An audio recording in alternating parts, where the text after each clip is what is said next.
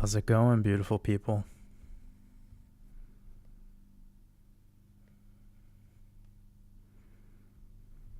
Let me know if you guys can hear me.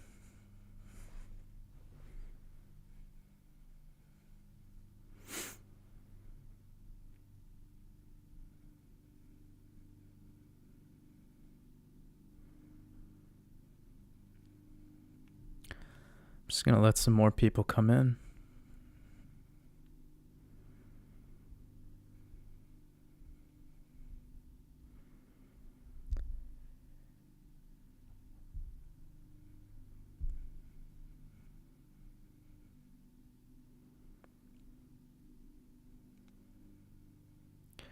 Can you believe it is Friday? Does time even operate the same anymore? I'm gonna make sure my mic isn't too loud. You guys let me know if the mic sounds good.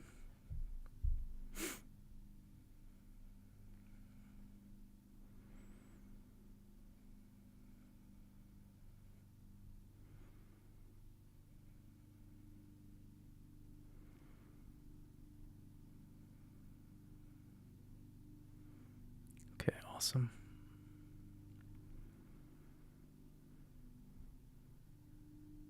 I appreciate everyone showing up.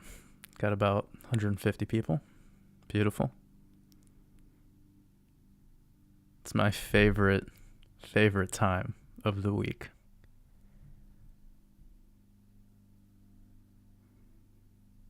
Beautiful.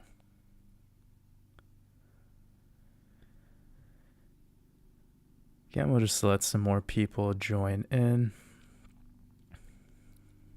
Grab some water, guys. Stay hydrated.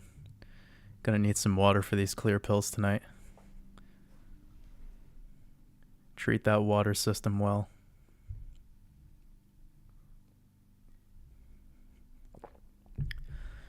Throw some Sheilagy in there. If you know, you know.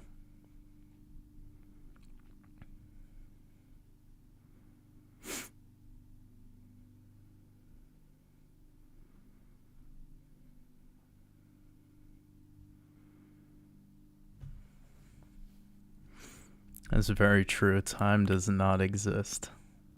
It's a construct. But we need it, right? It's like one of those things that just keeps us all like feeling like there's a reality. without time. Whoa. I've felt that before. I think it was like on 7 or 8 grams of mushrooms, fasted. About like 2 hours in, I was like losing grip of time. It was probably one of the most important moments in my life. Because it's one thing to conceptualize time as man-made. It's another thing to feel it, crystallize.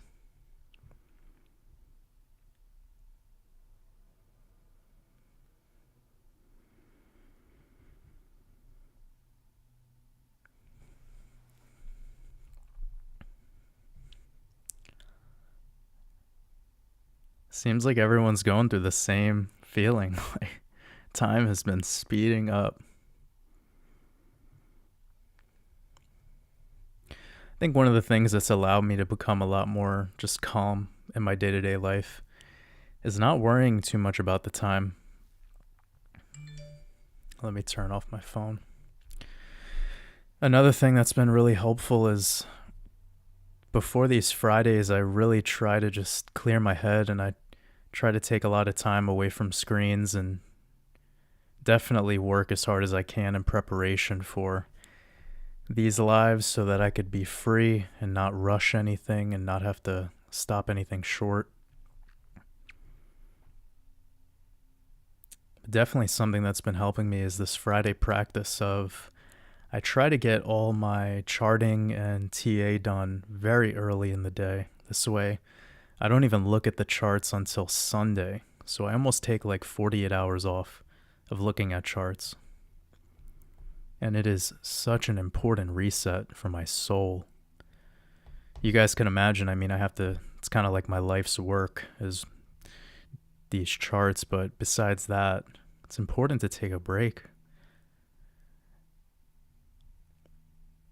I've known this for a while. People are just starting to catch up to how important that is.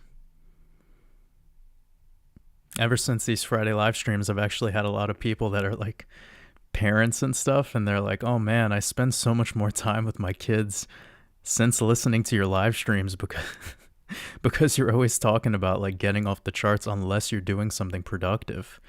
Like if you're just staring at charts all day, it's the same thing as, scrolling through TikTok all day. You can do anything you want in this simulation, but just make sure it has some utility for you. Make sure that whatever you're doing, you're taking something away from the moment. Or do things that keep you in a state of bliss and neutrality. Because if you're not doing those things, then what is it worth? And the beauty of this reality is we're able to convert, this very present moment into something that is nirvana-like. I'm just going to let some more people join in. It looks like got about 200 people. Beautiful. I'll say some hi to some people. Got Scott Bryce. I appreciate you, brother. Callan from Chiapas, Mexico. Amazing. Been having a lot more people from Mexico following my work. It could be because over the past year to 2 years, well, maybe actually 2 to 3 years now, a lot of people from like Australia, New Zealand, and Germany have fled and moved over to Mexico. I don't blame them. I also know a lot of Americans that have done the same. It's been through the whole last 2 to 3 years, it's been the most free country, kind of. At least when it comes to travel and a lot of the other restrictions that most of the world was.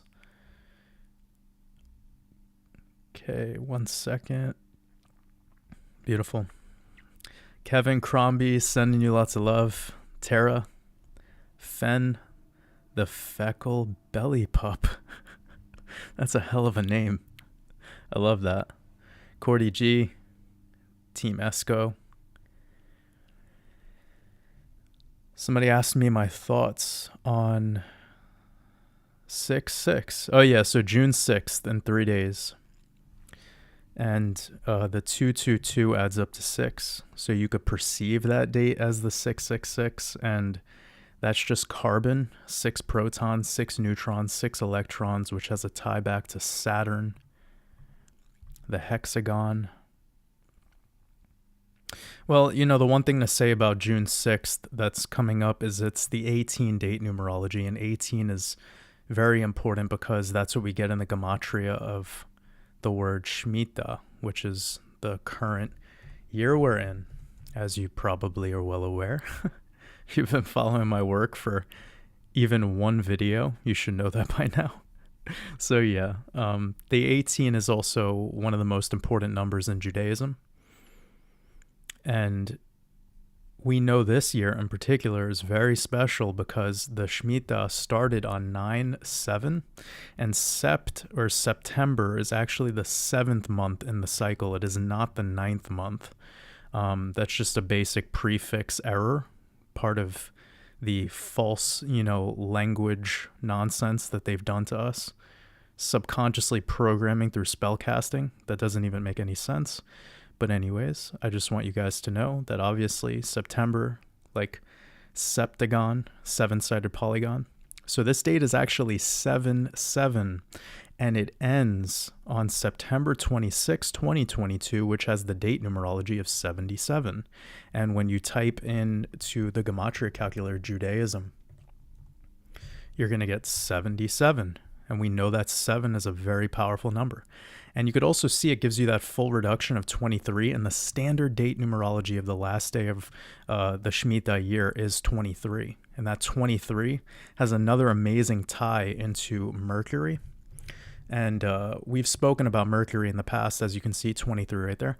We've spoken about Mercury in the past as the, Merc, these first 4 letters, that prefix is where we get merchandise and commerce. So it's Pretty interesting how Mercury's role ties into this whole financial system through logistics, but primarily it's kind of like false money, the false fraud economy, which is what we call the Federal Reserve System.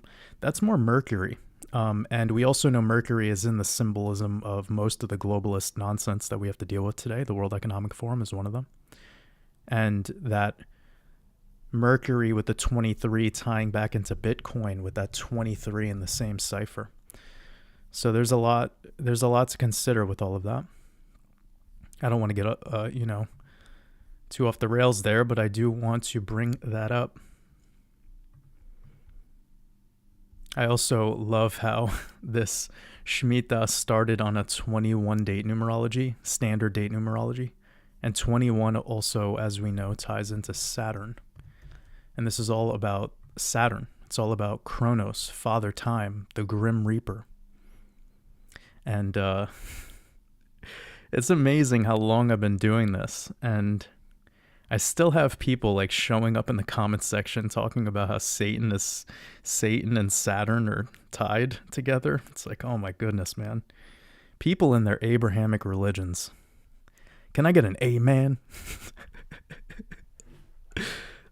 Oh my God. Gotta love cults. Gotta love cults. Now, sorry to burst bubbles, but we are the devil. We're the little devils, as Logan says. It's profound truth, because we are carbon man. We are the 666, 6 protons, 6 neutrons, 6 electrons. We're just the physical embodiment of the soul. How spicy are we going to get today, guys? On a scale of 1 to from 1 to 369. All right, I got a super chat from Mystic Mayhem. I appreciate you. Sending you lots of love. Said, I asked about escaping this matrix last week and got an just accept response. For this, that want a deeper answer and a juicier red pill, check out the work of Michael Wan.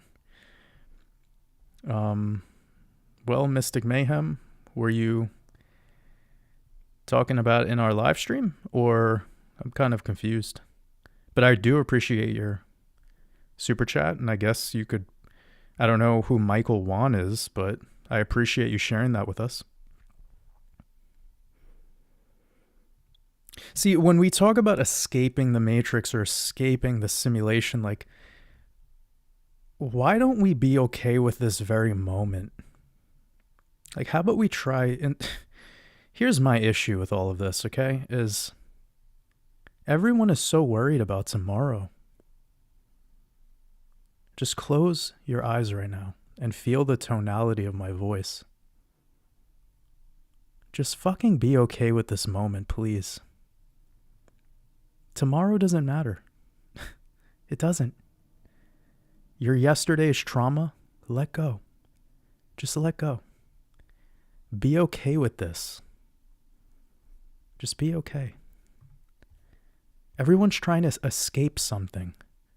Everyone wants to escape. I want to get out. I want to get out. It's such a trap. You know what the trap is? It's your mind. Move from the mind to the heart. And this isn't directed at you, Mystic Mayhem. This is just for anyone who's listening right now, and anyone who listens to this playback. Whoever thinks they know about what comes after death, or it's all good in the hood, like it's all interesting stuff. But you chose to be here, so be fucking amazing while you're here. What are you trying to escape? Look at the beauty that surrounds us. Like, bask in the glory of creation, and you're going to see things you've never seen before. When the mind is so worried about tomorrow, trap, escape, it's like we're not living. Live. Like that needs to be how we start off this live stream, because it's like the more people know, the more awareness. And I don't blame people, because a majority of the truther slash conspiracy theory, whatever content out there is very fear inducing. People need to remember what they are, which is an infinite consciousness, a light being. Nothing can hurt you here unless you choose to let it hurt you.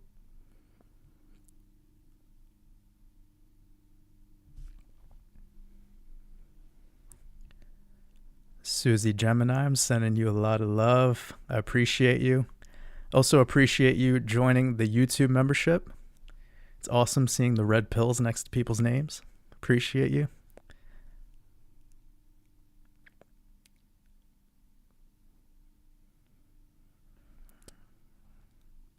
Oh, someone said, so excited. I heard you were doing a collab with Jason.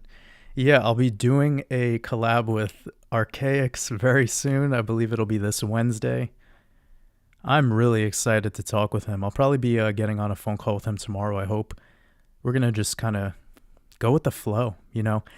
I don't have anything specifically that I want to talk with him about. I don't really know how much of my work he's aware of, but I think that's the beauty of it. It's like two opposite, you know, it's going to be a good time. I'm excited. Ramaya, sending you lots of love. I appreciate you. Thank you for joining the YouTube membership.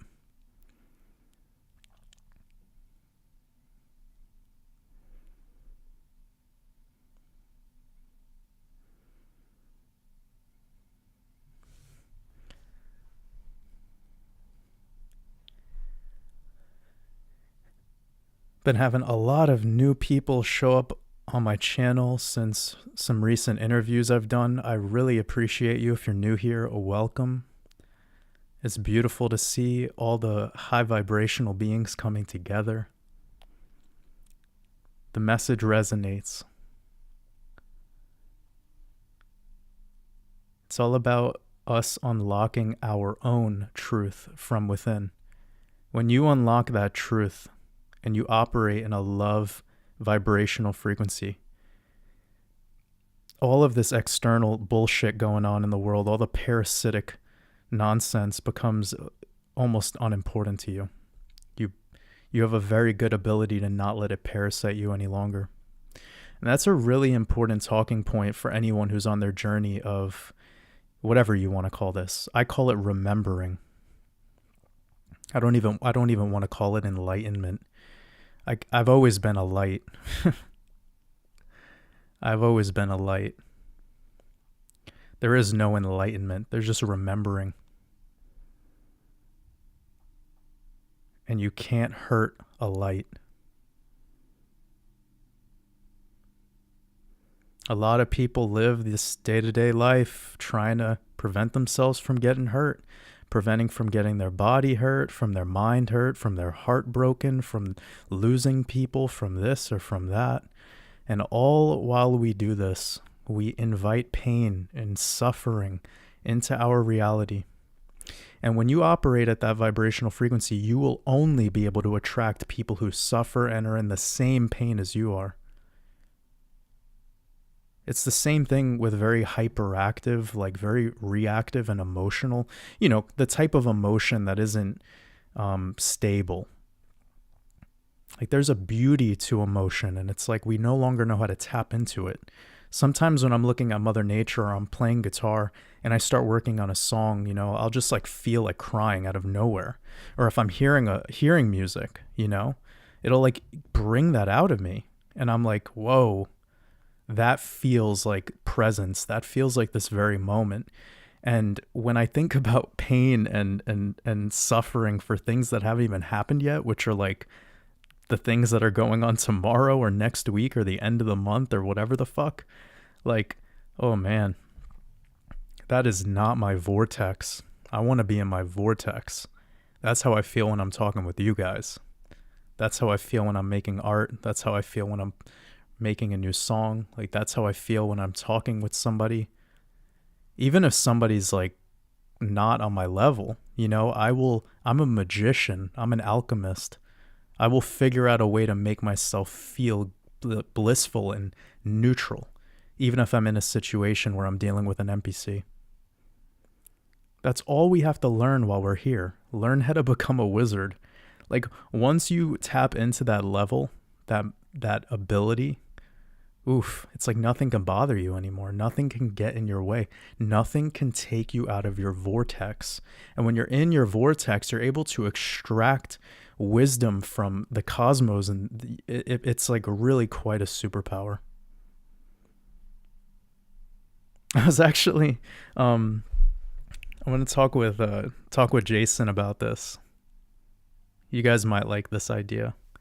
But I was just kind of like, before sleeping the other day, I was thinking about something, and I thought, wow, like, I didn't even know where I got this feeling from, but I'll share it with you guys now, because maybe you'll enjoy this. So,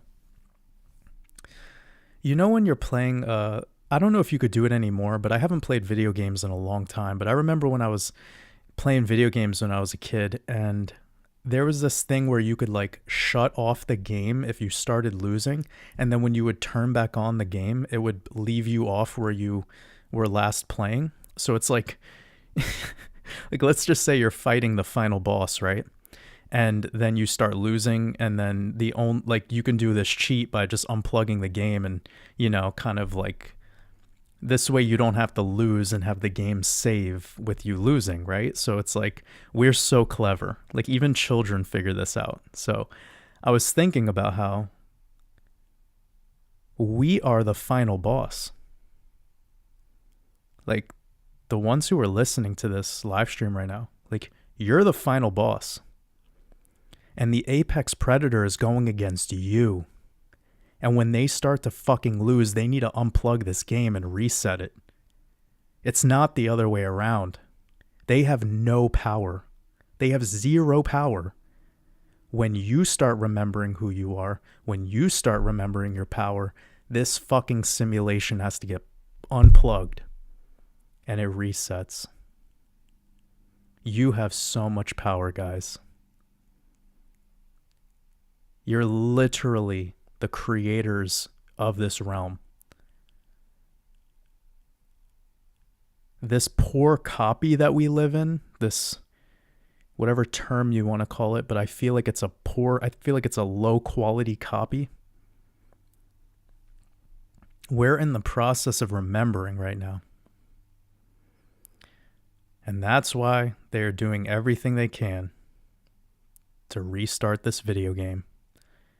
And when it gets really off the rails, when we start really getting a lot more sophisticated at activating this power on command, that's when they're going to do what the kid does when it starts to lose in the game. It will unplug the game really quickly. It'll do it in a frustrated way. It'll go, fuck, I'm losing. I'm just going to unplug because these angels are waking up and they can't handle it. And that's why what they do to us is they make us feel like they have power. They create the, birth certificate and the stock market and all this fake money and, all this stuff, all these mechanisms to facilitate this power hierarchy to make you feel lesser than. But in actuality, you're the creators. Like, you guys are the creators. You're the architects.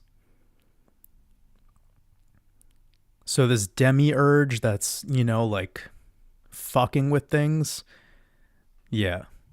You guys are remembering this. You're all in your process of remembering what happened before this came to be and how it will end.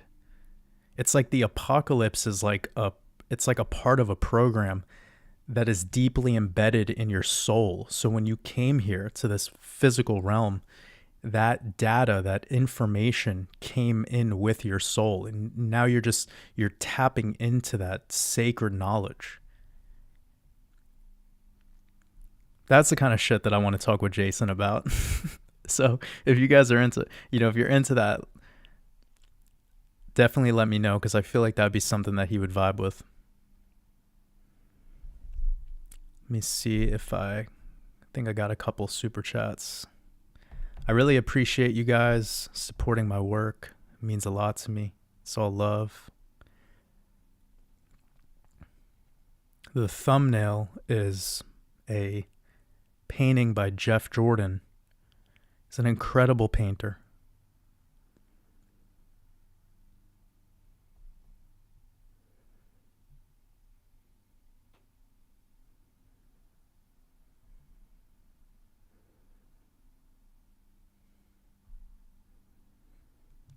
I hope you're all having a beautiful day.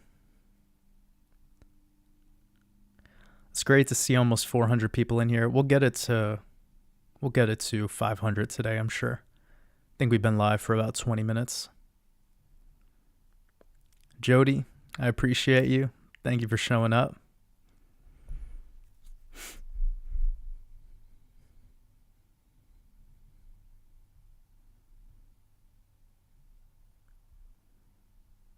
Seeker66, OG Wolf, sending you a lot of love. Sybil, appreciate you. Mozzie Kid, appreciate you showing up and getting a YouTube membership. Means a lot to me.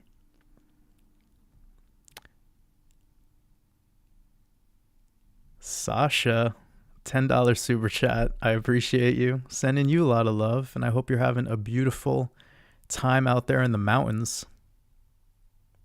I wish I was out in the mountains right now. I'll make that happen soon, though.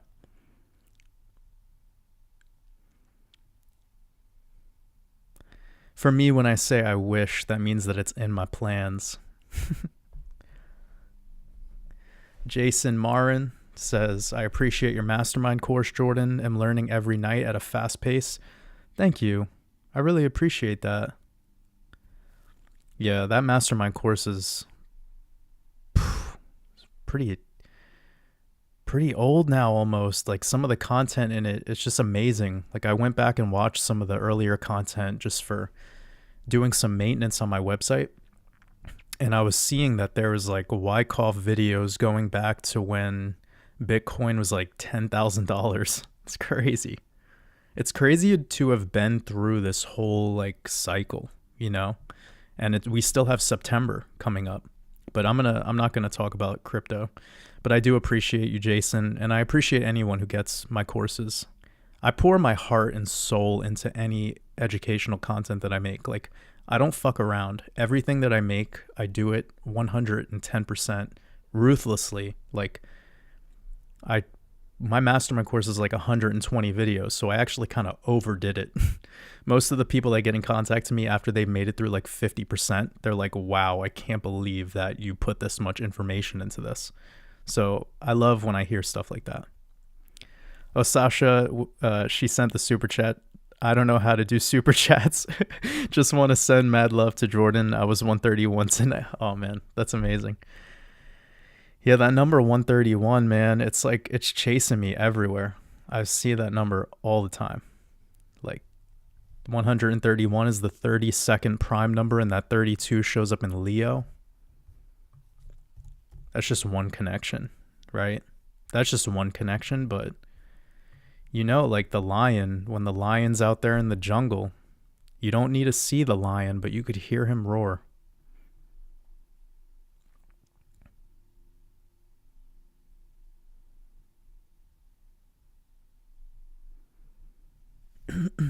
Oh, me 568 with the, I think it's Switzerland. You're from Switzerland. I appreciate you. Thank you so much for the super chat. It says, hi Jordan, I feel quite lost. Don't know what I want and what to do, but I'm grateful. Any advice? Much love and thank you for everything. Well, you know, like, what are you passionate about? What makes you feel emotion? Like, what makes you feel something? For me, like when I'm playing music, I feel something. Like something just shows up in my life that I can't fulfill in any other way. Something that no human could ever do for me. Something that no place I've traveled could ever do for me. And it's way different between the music I listen to and the music I play. So there's something about having an outlet to do something creative. And I'm talking about this a lot on my new expansion mastermind that I'm working on.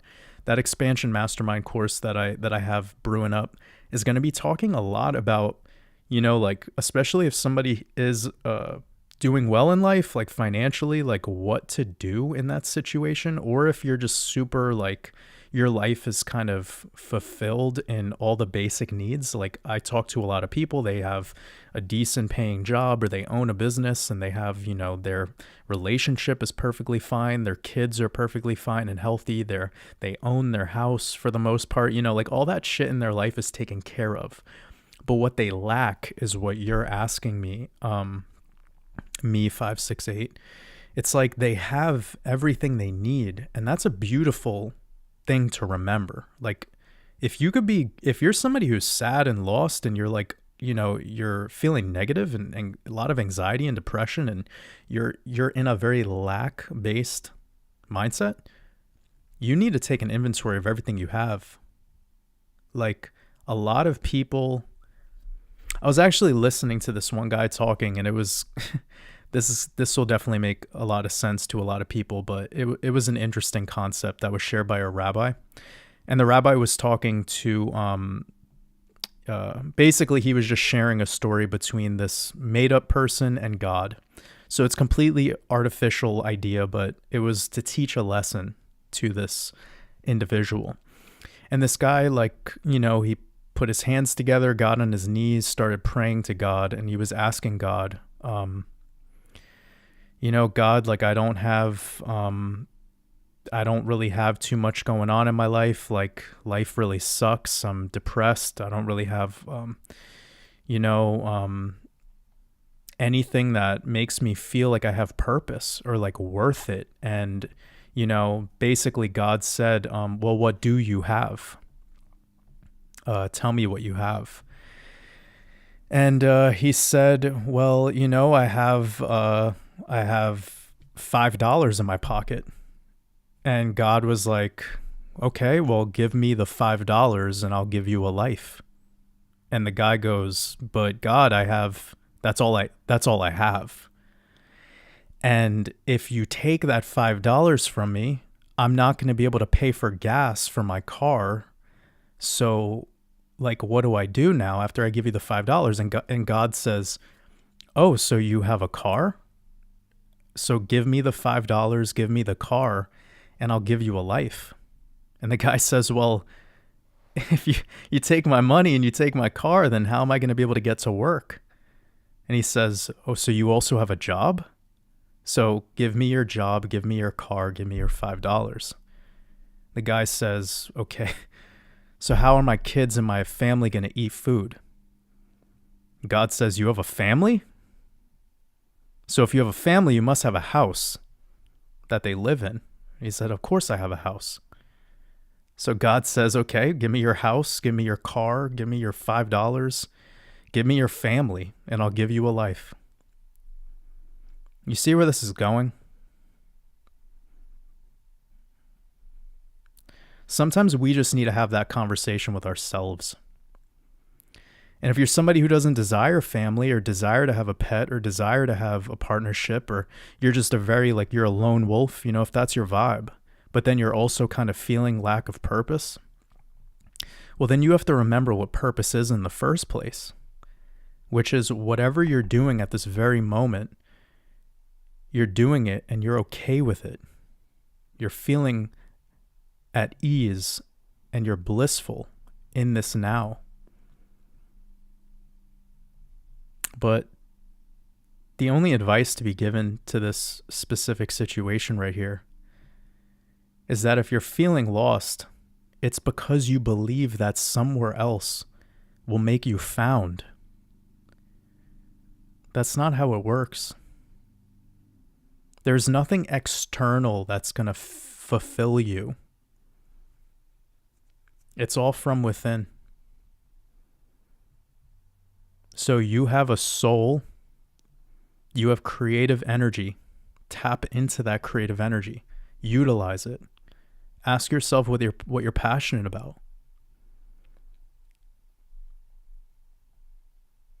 It's really important to ask yourself, what are you passionate about? What do you specialize in, and how could you leverage on what you specialize in to be something that channels out creative energy?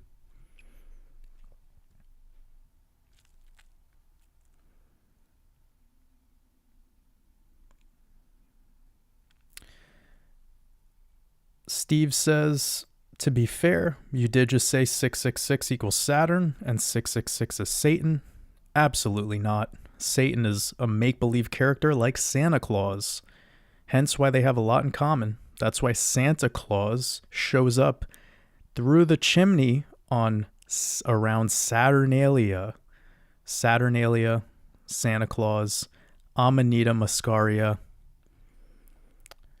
It's all a hoax. Abrahamic religion cult nonsense. Move on from it. There's no better duality consciousness than the devil and God. And guess who those two individuals are? That is your subconscious and conscious mind. You could play that devil and God game all you want, and all you are is the checkerboard on the Masonic Lodge, right on the floor. You're the floor and you don't even get mopped up at the end of the night.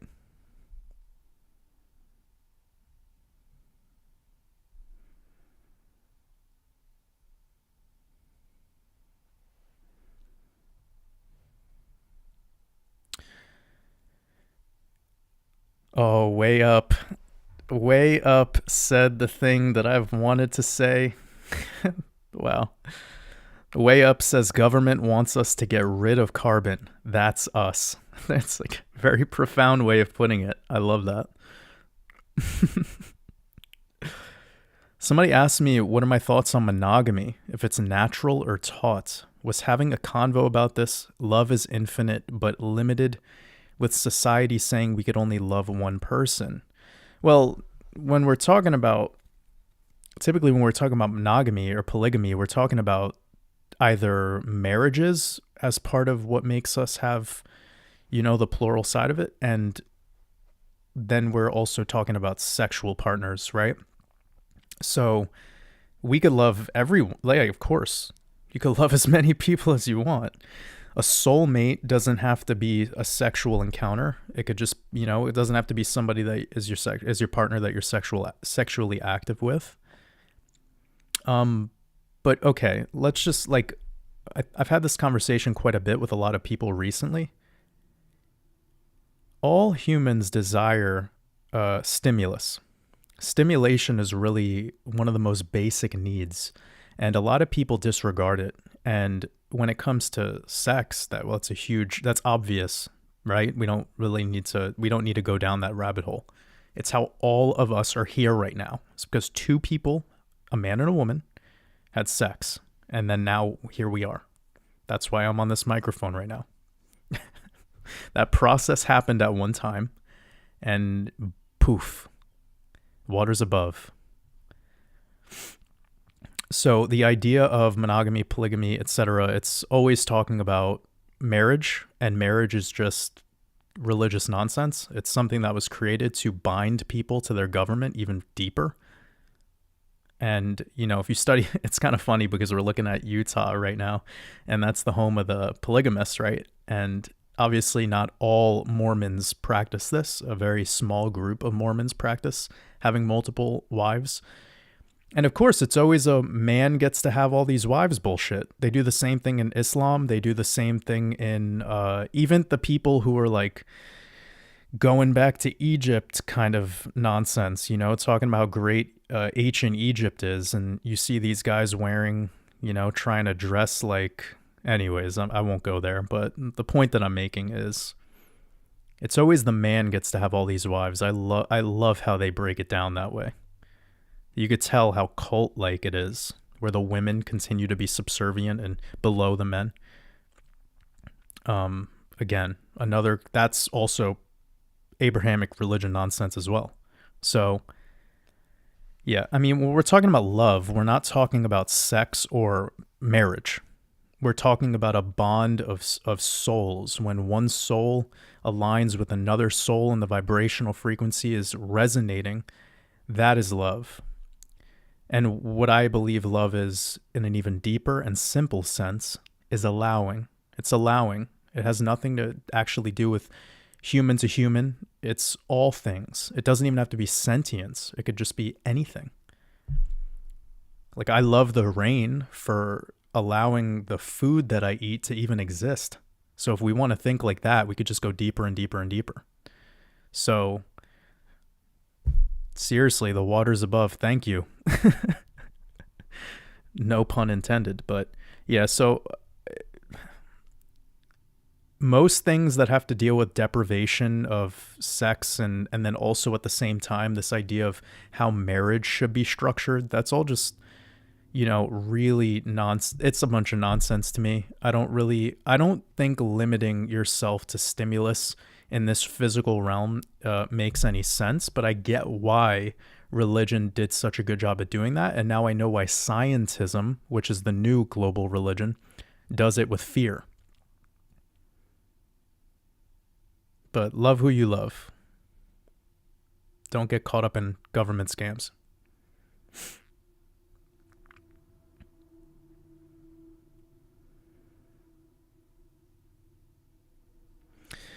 Haramao player says, so stuff appears underground from the future? There is no future.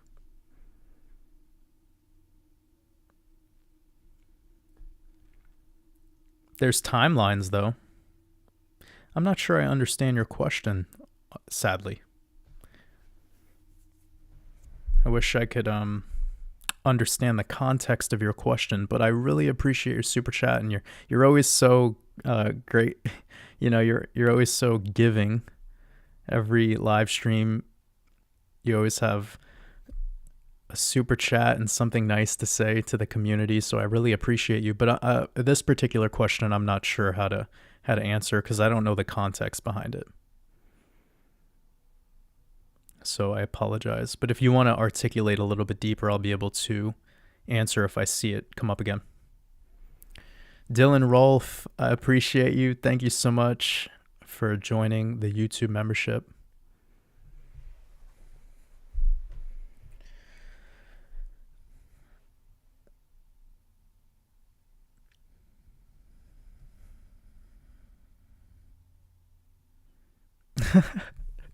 Somebody said that they want me to narrate their life. Maybe who do you guys vote has a better narrating voice? Is it me or is it Morgan Freeman? I love his that name, Freeman.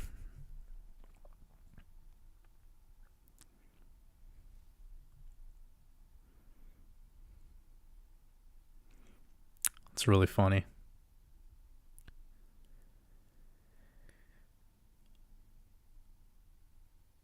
Francisco asked me about upcoming video on Hex and Richard Hart on. So yeah, that'll probably be a Patreon decode because it'll be very specialized and not the normal format of my YouTube videos. So yeah, I'll definitely be doing that on a Patreon video. But thank you for asking.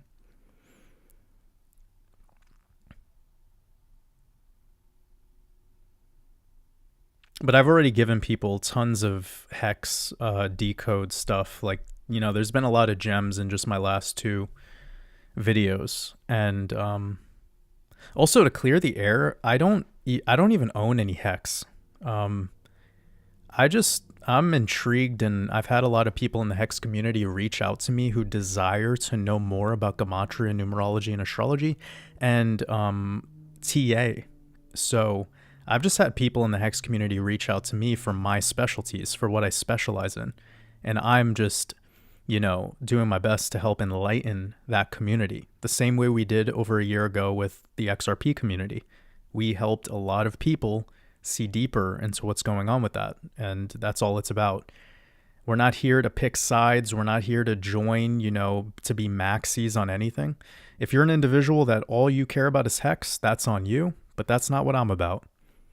I'm here to solely expose the code of Gematria Numerology and astrological, functionality to the way that all money and all markets work. That's my role. If you want, TA on Forex, probably not going to find it at my work. But if you did learn my technical analysis strategies, you're going to be able to apply it to whatever coins you like, or Forex, or the indices, or pretty much or whatever you want. The TA that I teach could be applied to doing oil futures. So, I look at TA as just the blanket skill to have a non-emotional, non-biased idea of how to properly look back into the charts in the past, collect data to determine the probability of what's going to come in the future. And with Gematria Numerology and Astrology, that's what gives us a little bit of an ability to apply that TA and all of that information that we've taken and then see how it will play out. I'm really not this isn't about predictions, and I want people to move on from that. That used to be the energy, and we just have noticed that it does not help humanity. Humanity needs to be here now in this moment. It does not need to be fucking 5 days from now or 20 years from now I'm trying to help people get ready for timelines really far in advance so that you could be chill and just relax while the masses are doing what they got to do. Don't worry about them. Don't get lost in the sauce.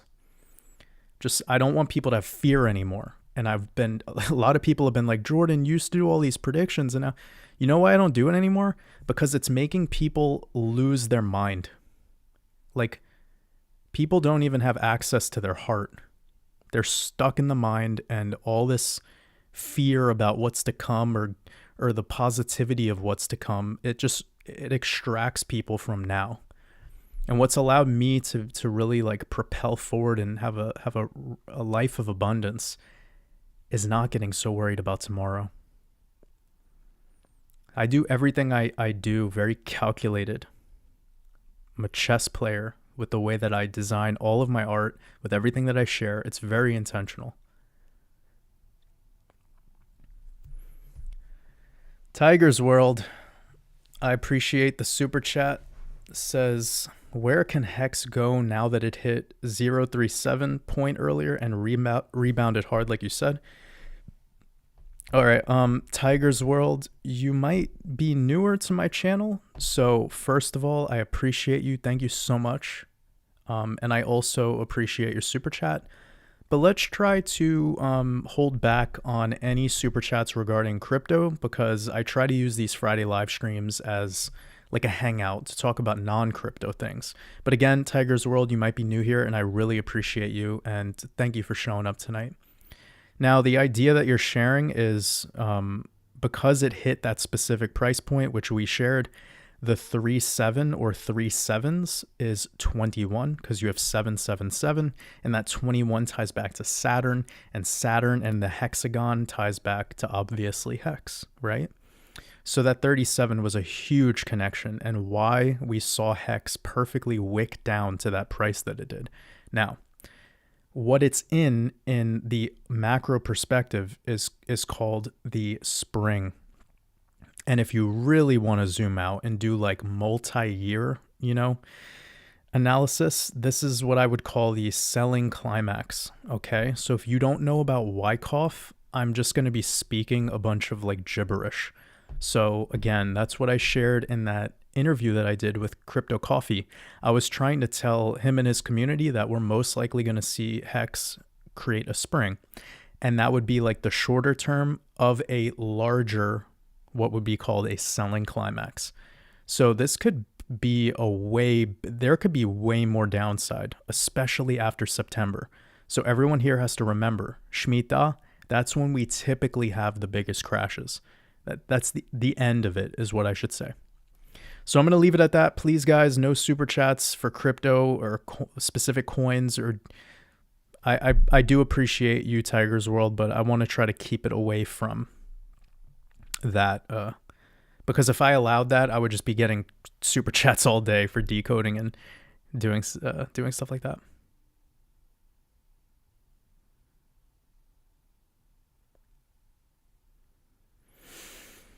Eddie Machete, appreciate you. Andrea Berry, sending you lots of love.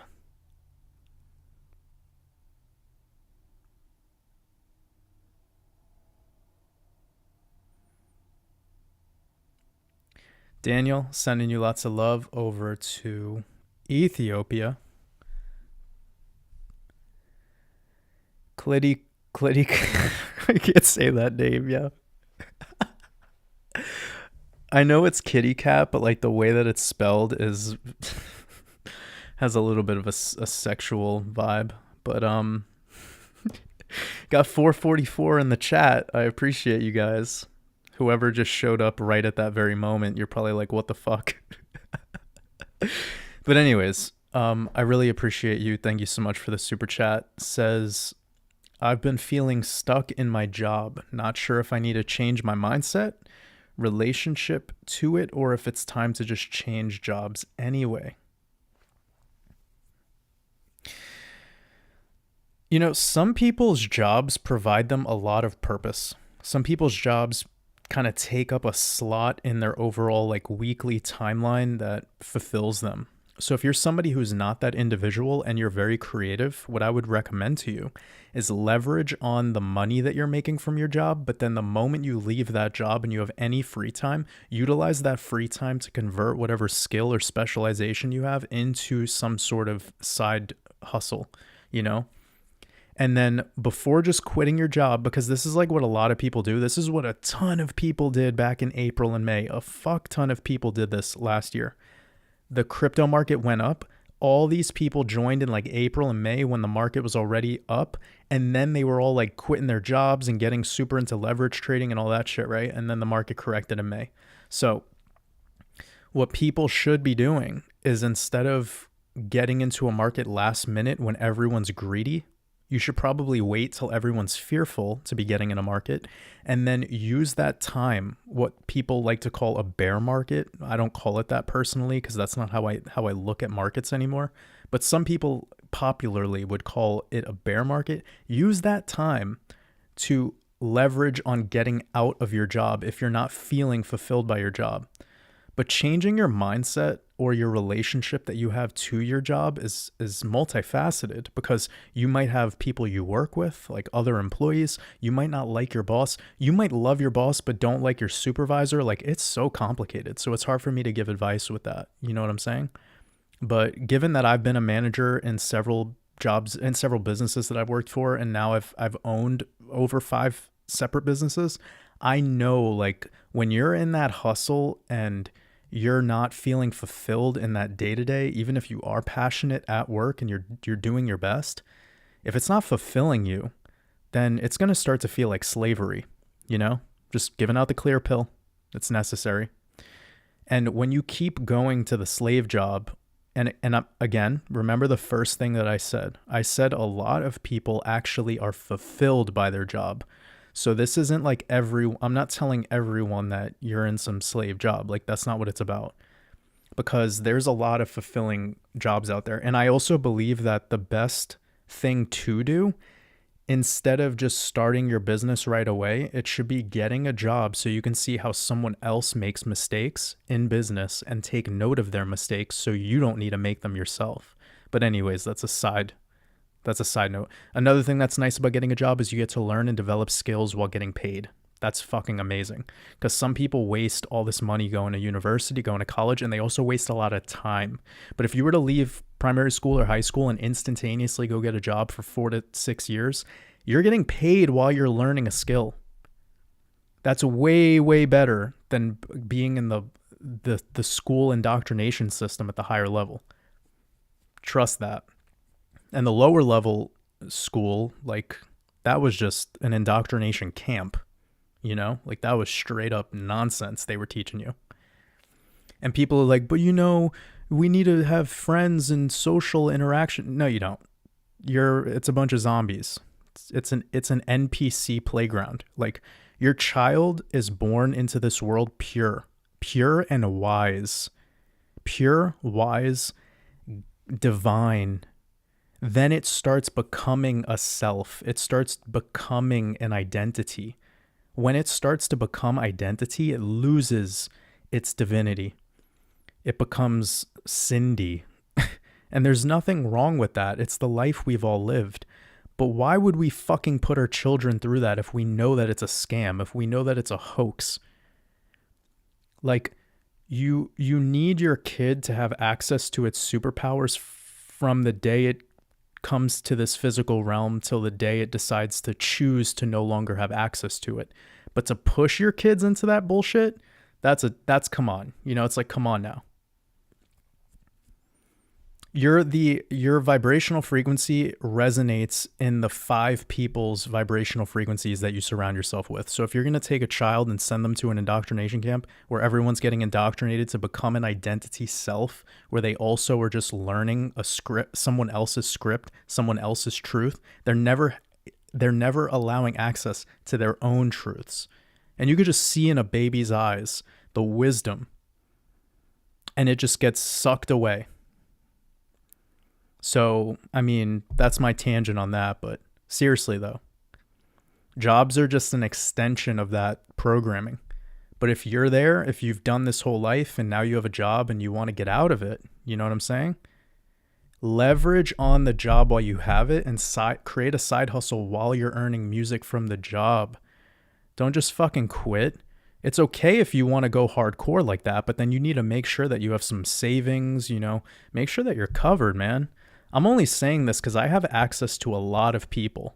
A lot of people pay me for client calls. I talk with a lot of people around the world, and I've met many, many people, and they all have a different version of their life where they decided to quit their job, and it was the worst time for them to quit the job. And I'll be candid, okay? The last job I had, I quit, but I had a business while I was doing it. So I'm not just like telling you guys something without the experience of doing it myself. But I've quit jobs without having a business or without having any income. And that was fucked up, man. Like that required a serious hustle mentality. And I'm programmed to have access to that hustle mentality a little bit different than most people. But like, it's not something that I would advise.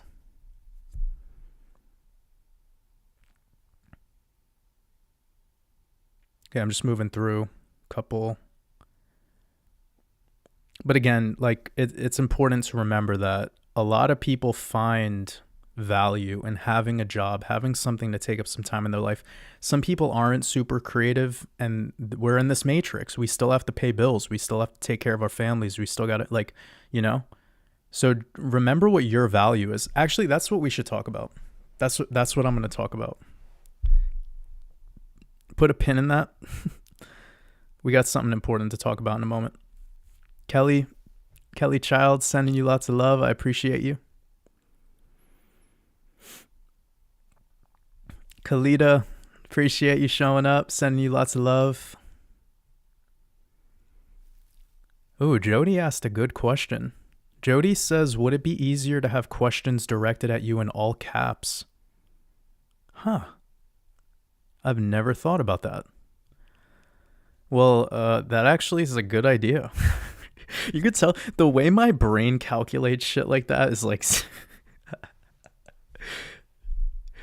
you know those fractal images that are in the beginning of my videos? That's playing inside of my mind at all times. So when I hear when I read a question like this, like, would it be easier to have questions directed at you in all caps? It's like, whoa, I have to pause that. I have to pause that fractal playing in my, it's like in my pineal gland at all times. I have to pause that and I have to think for a moment. Like, yes, Jody, I think that might be a good idea. Thank you for bringing that up. That's a really interesting way of doing it. But then that way it allows everyone to chat with each other. And then if someone has a question directed at me, I could see it's in all caps. I get you. That's a good idea.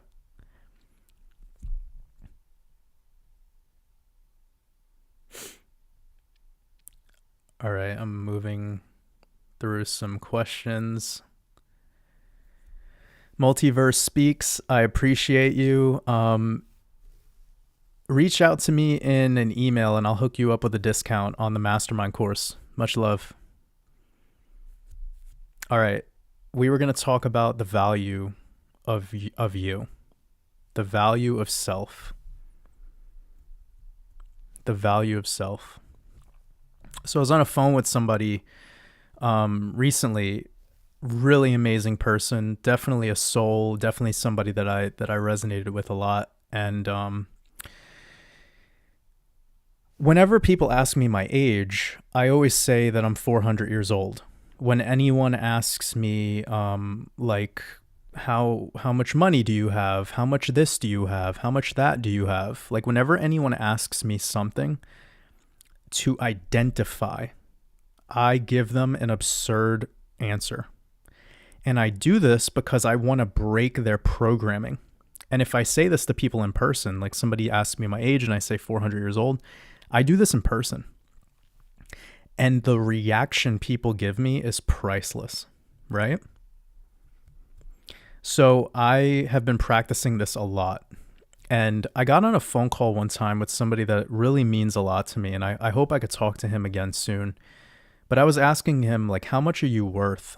Like, I asked him because he was talking about something about doing side jobs, like getting gig work, right? And I was like, well, how much are you worth? And he said $1 trillion minimum. He said $1 trillion, right? And I reacted to him the way that people react to me when I tell them my age and I say 400 years old. He said $1 trillion and I literally, like, a spot inside of my stomach went empty. Like, I heard an alien talking to me and it was beautiful. And I was like, holy shit, he just broke my program. And I was so fucking happy that he did this for me. Your lessons in life show up in the weirdest ways, but I just learned over time that, like, I want to return more to the childlike, infinite, like, love consciousness, being in joy, laughing, playing, having fun, not taking this simulation so fucking seriously. Now, I get why we need to take it seriously in some regards, but when we've unlocked this wisdom of breaking free from identity and remembering that you were never born and you will never die, when you remember that you're an infinite being of infinite consciousness, you're light, you're literally a light body. Yes, you're worth $1 trillion, and yes, you're 1,000 years old. You're 1 billion years old. Tell that to somebody in your reality and just watch the way they react to you. And I promise you, they're going to be like, what? And you're going to break their programming. And when you break their programming, they're probably, you're going to have a mixed reaction, and that's all good. But this life is, this simulation is an experiment. You get to experiment with how you communicate with every being while you're here. And self-worth is so important, guys, because a lot of people, they put such a limitation on their self-worth. Why? Because when they graduated high school, they got a job and the job paid them $12 an hour or $7 an hour. And then they had a 2.5 grade point average and they got this, test results on the SATs, and, like, then they're 18 years old and they weigh 130 pounds and you're 5'8". You're just fucking identity. If someone asks you who you are and you respond back with your age or your job that you do, you're part of that fear-based subconscious mind programming. You're not your job. I'm not my business. I'm not the food I eat. You know how insane that is when a person tries categorizing me by the way I consume? Like, miss me with that. Don't let anyone in this fucking world spellcast you down to your job or the diet you have or your gender or any. That's all irrelevant. It's irrelevant. The child in you does not give a shit about you being the CEO of a tech startup. It doesn't care.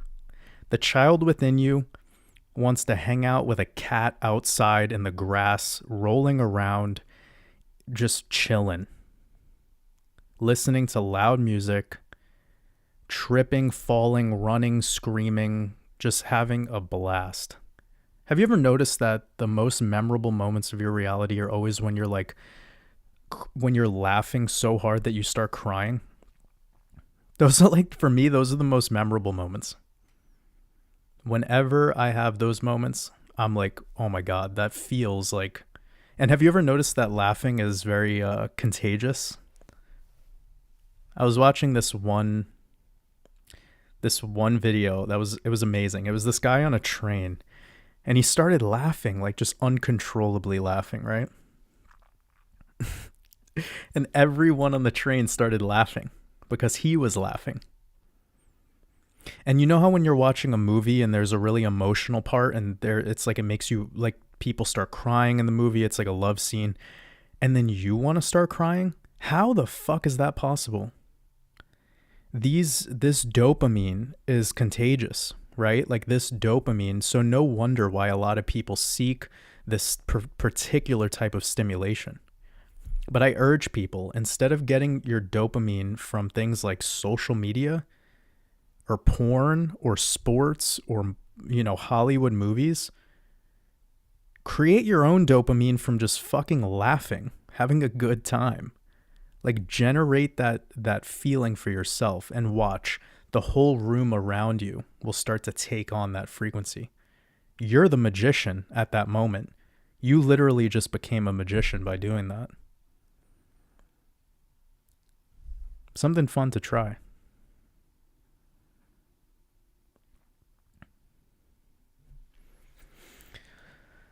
Got a super chat from Lucifer Zero. I appreciate you, brother. I know who you are as well. Sending you lots of love, and I hope you're having a beautiful day. He says, "Hi Jordan, why the more money I make, the more imprisoned I feel. Fear of losing it all is enslaving me to stay home staring at charts." Beautiful, beautiful question. See, if I'm gonna get a question about money or crypto, this is the question. One second, guys. I'm just taking off my shoes and my socks. Just grounding myself real quick. All right. I don't know why I have my shoes on. Anyways. Okay. The reason why is because somewhere along your programming, you believe that money was success. And success eventually becomes boring. And when you have enough currency, money currency, now you're going to want to use that currency. Now you know the big difference between rich people and wealthy people is rich people spend their money or sell. I'll say it that way. Rich people sell, wealthy people never sell. Wealthy people are always just accumulating, and they're always just, whenever they do purchase something, they're always moving it. It's always an investment. It's always a way to generate more money or to secure themselves from a riskier bet they made somewhere down the line. But that's another conversation. But to get back to the utility of this answer, asking why the more money I make, the more imprisoned I feel. Well, because you built a false program of success. The program of success that you believed in had monetary value. And then along that line, you tied that idea to materialism. And when you did that, you materialized your success and you materialized your bank account and you made it physical. Turn your relationship with money back into being a currency, energy. Turn it back into energy. Stop creating physicality for it. That's number one. When you want more currency in your life, it's not just about money. It's about love. It's about happiness. It's about bliss. It's about experiences. But when we tie the experience onto a physical place or a physical location, that's what becomes an expectation. And when that expectation doesn't fall through, we feel like failures or like we feel disappointed, right? So this prison you walked into because you created it. We moved through the whole program. The money was a false success. The success was turned through taking money currency and converting it into something physical. That's typically the protocol we do with our minds. And then once you do that and you make it physical, then you worry about losing it, right? Just like your family or someone that means something a lot to you. When someone starts to die in your life, somebody that means a lot, and like, don't get emotional right now, guys, because like I know you're gonna because of the vibration that we're on right now, you're going to feel a lot of things, but just hang out with me for a second, okay?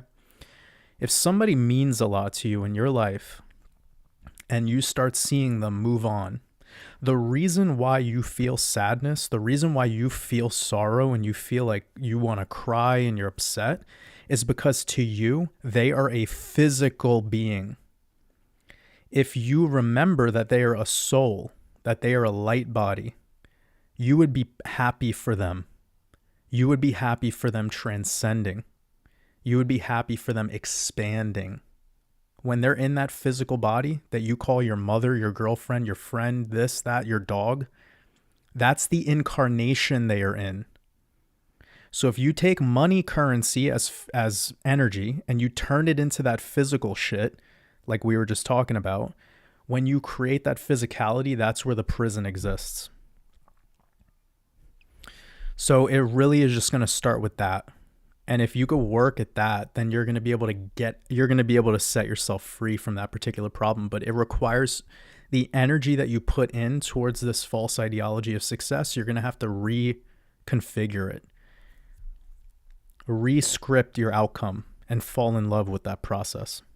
You do that, I believe you're going to be able to get some more utility in this particular issue that you're talking about.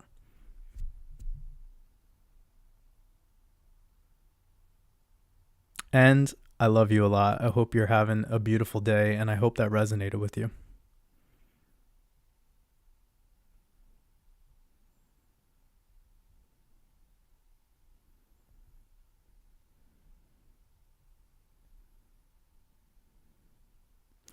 D Vortex, sending you lots of love. I appreciate you.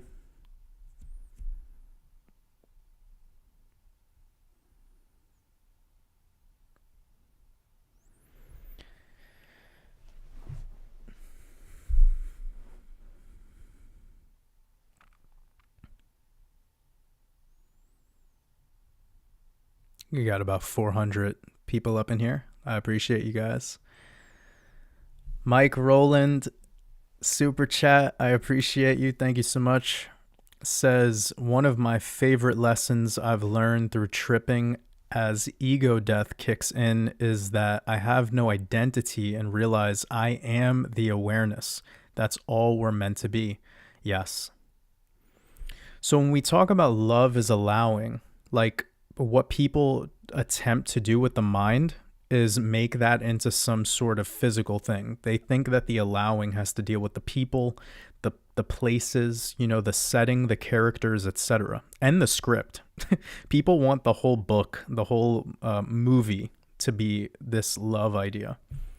But it's not that. You are love. So that awareness that you're talking about, Mike, yes, you are the awareness. When you strip away that identity, you become I am, the real name of God. And there is where love exists.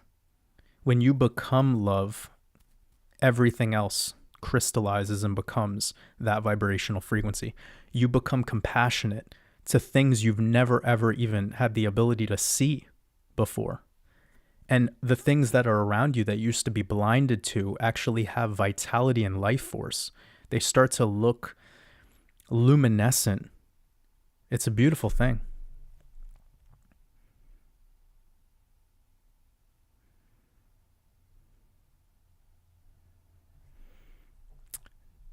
Ja sends a super chat. I appreciate you. Says, any thoughts on performing cover songs versus originals? With covers, I find the energy/attention received back is often higher, but the exchange doesn't feel as honest, pure. Sending high vibes to all. I appreciate that. Lots of love to you.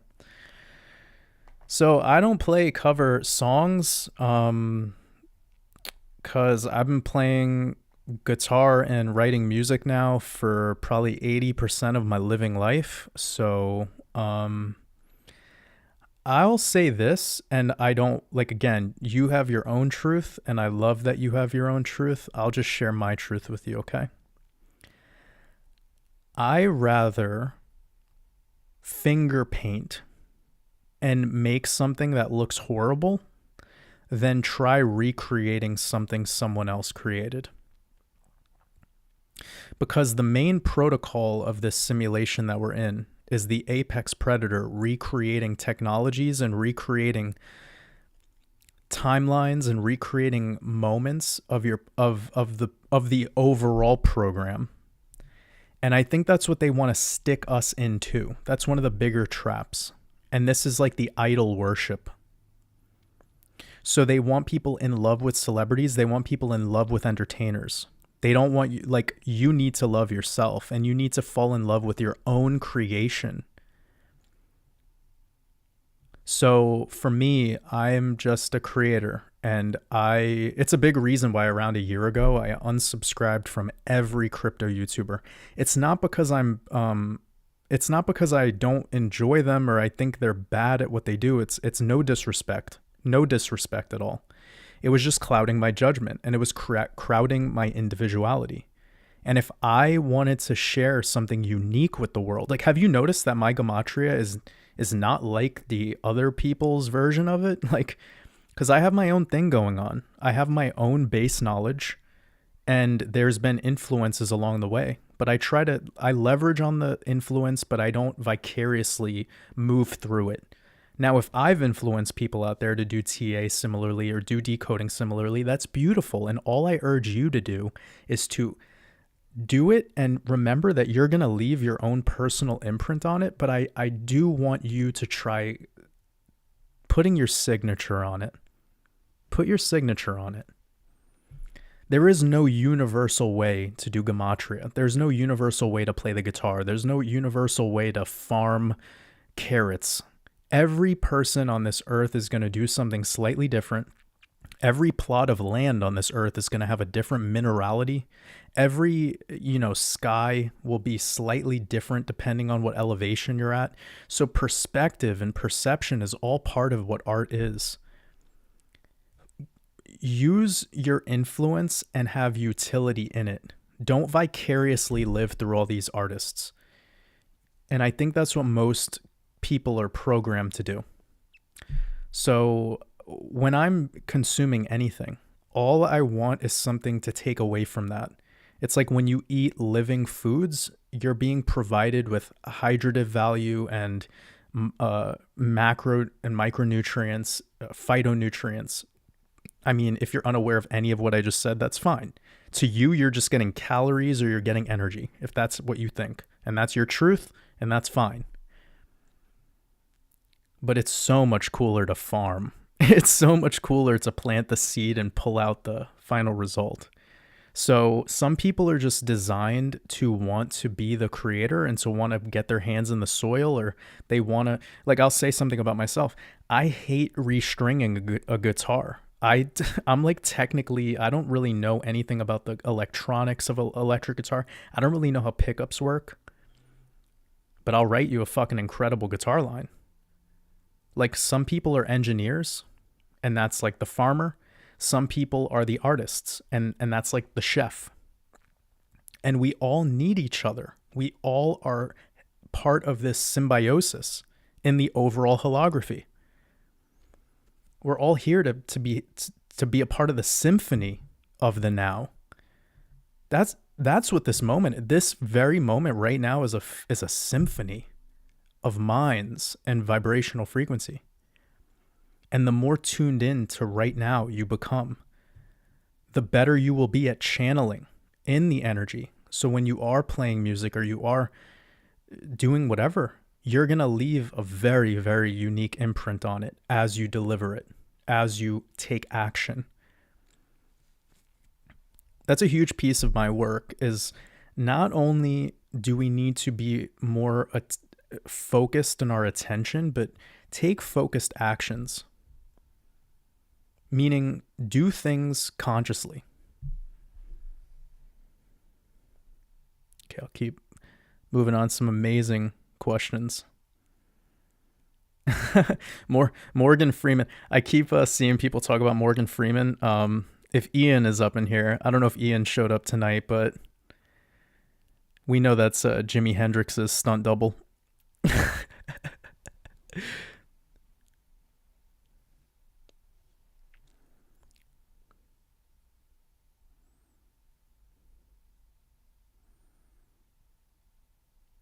I'm just looking at some questions real quick. I got a couple people in the chat speaking in German. I'm sorry, but I can't read German. So you're gonna have to translate that.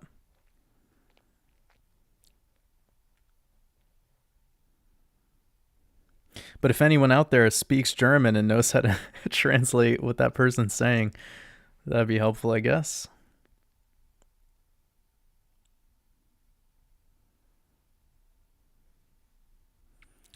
Kalita says, I love listening to you. You calm my nervous system. Well, that means a lot to me. Thank you. We could all be much more calm. I've had people in my life actually recently, they're like, Jordan, you're starting to speak slower. And I'm like, yeah, because I'm letting the voice of source speak through me. My mind is going away. Like I'm just really trying to not get too caught up in what I want to say, and I'm allowing what I need to say.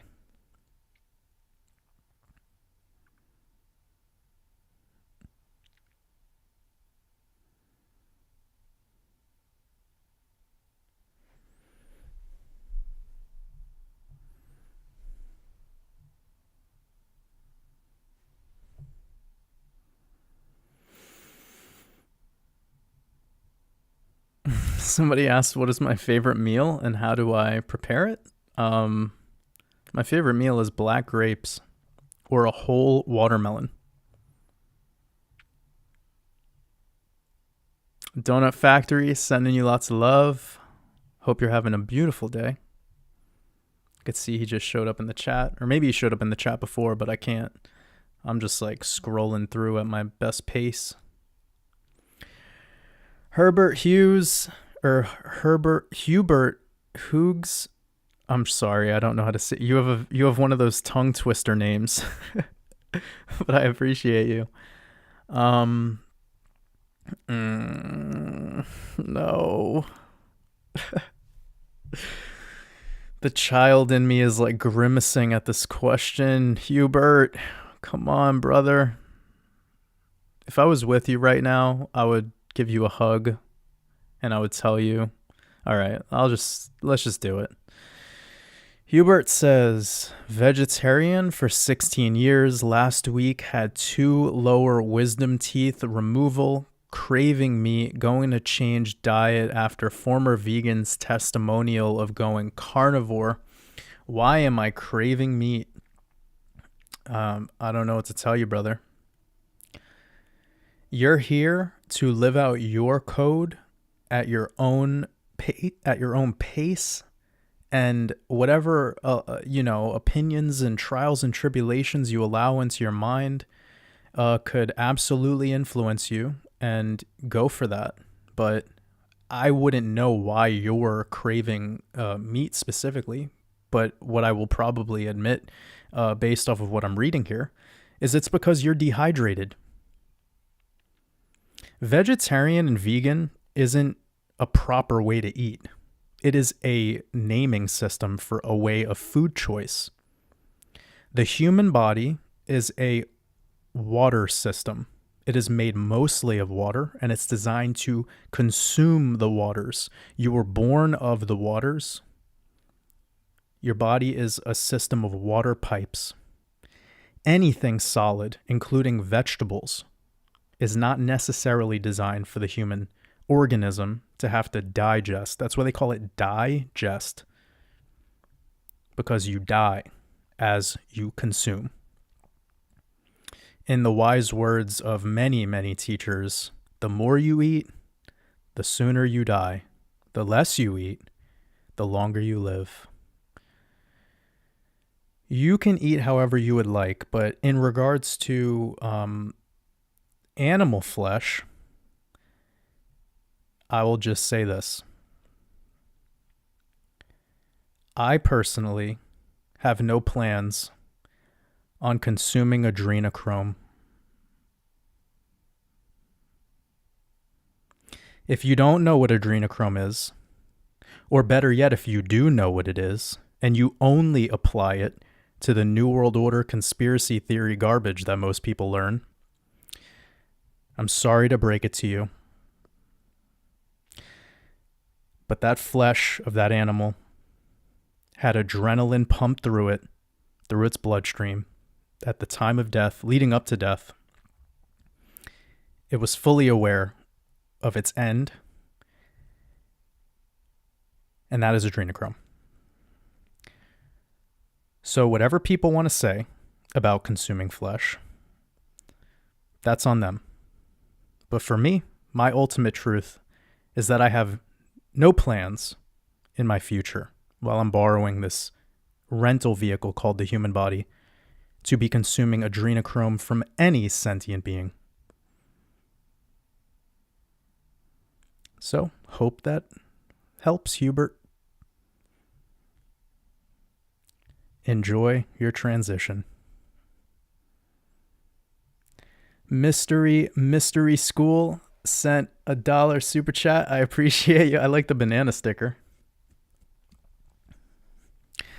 I haven't had a banana in a long time. They don't have any. They're interesting to me. I was thinking about a banana the other day, how it's the only fruit that ripens off of the tree. But Mystery School, I appreciate the super chat.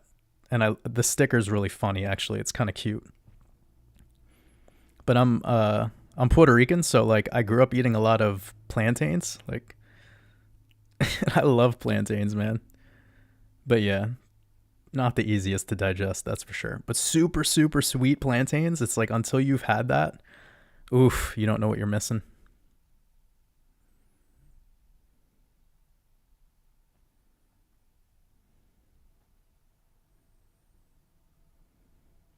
Cameron Alexander asks a fair question. Says, where are these Hangout streams archived? So I will just let you know that they're kept live for about 24 hours and then they're removed after that.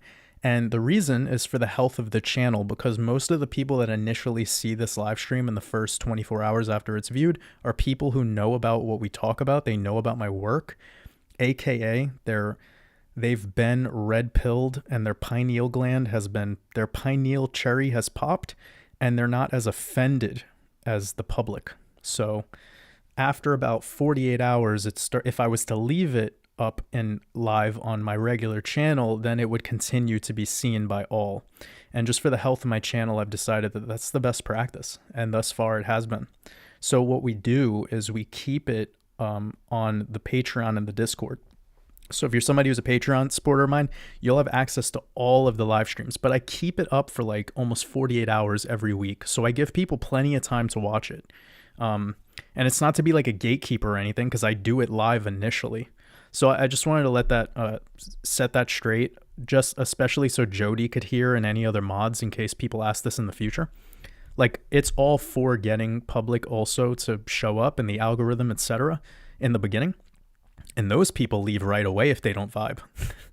But it's that when it gets simmering and left on the internet for a long period of time, it's just it could bring some human mosquitoes my way. And I don't want to deal with that anymore in my life. I have mosquito repellent on me at all moments, and I've been very efficient at using it.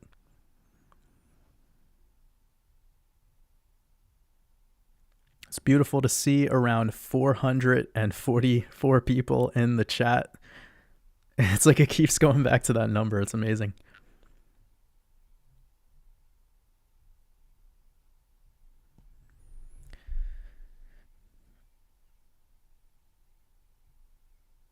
Somebody says, what's value when everything is priced in paper money?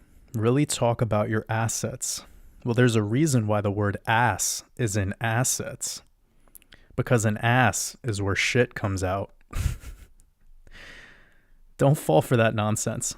Gold is its price because a bunch of lizard people have decided its price. If you think precious metals or houses or cars or land or any of that shit has any value, go learn the legislation behind the lending system and all of the banks and all of that.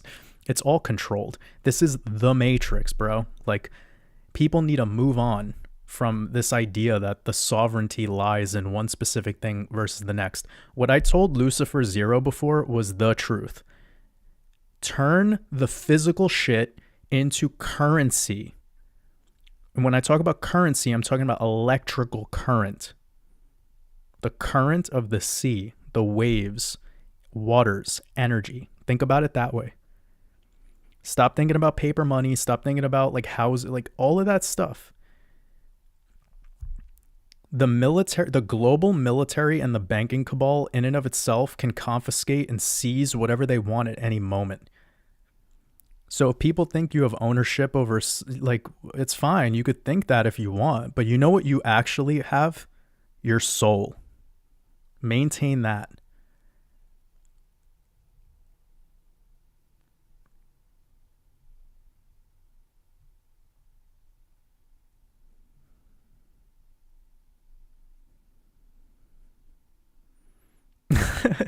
Somebody said in all caps as if they want me to. I'm gonna say it though. They said, "Why do I love everything so much?" Because you are love. All right, I'm gonna move on to some other questions. Oh, D Vortex said, my kiddo said, so her kid said, we all started laughing because we're all connected. So just make yourself happy and you will make others happy. You see that? You see that? The child knows the profound truth. It's amazing.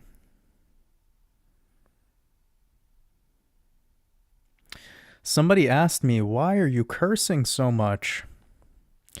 Well, if you were from Nigeria and you didn't speak English, would you know that I was cursing? Or if I was speaking Japanese and I was cursing and you were from Bangladesh, would you know that I was cursing? So clearly a curse is just your awareness of a specific word, which is a definition that you've indoctrinated yourself into believing it has. Words are just spells. They could be whatever you want them to be. If you want my words to hurt you, they will. If you want my words to help you, they will. At least when you hear me cursing, it's very calm.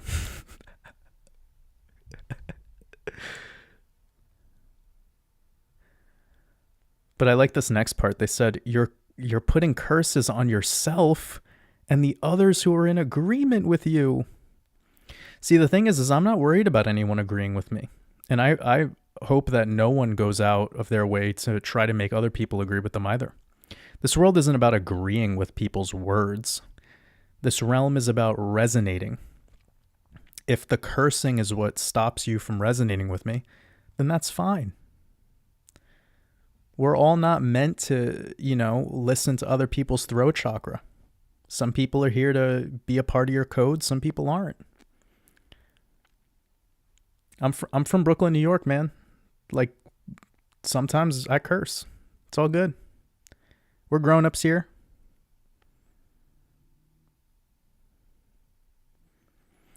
I remember one time, maybe 6 months ago or so, I was like trying to cautiously not curse actually. And then somebody was like, Jordan, you're not speaking like you usually do.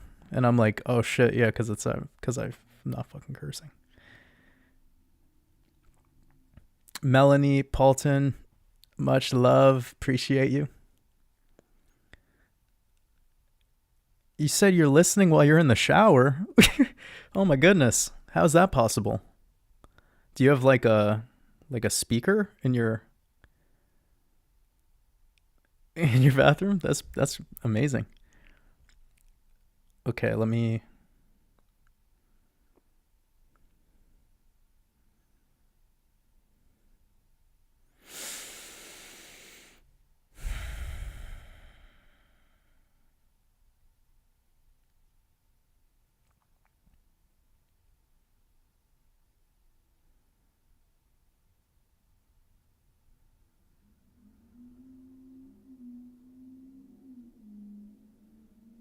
That's amazing.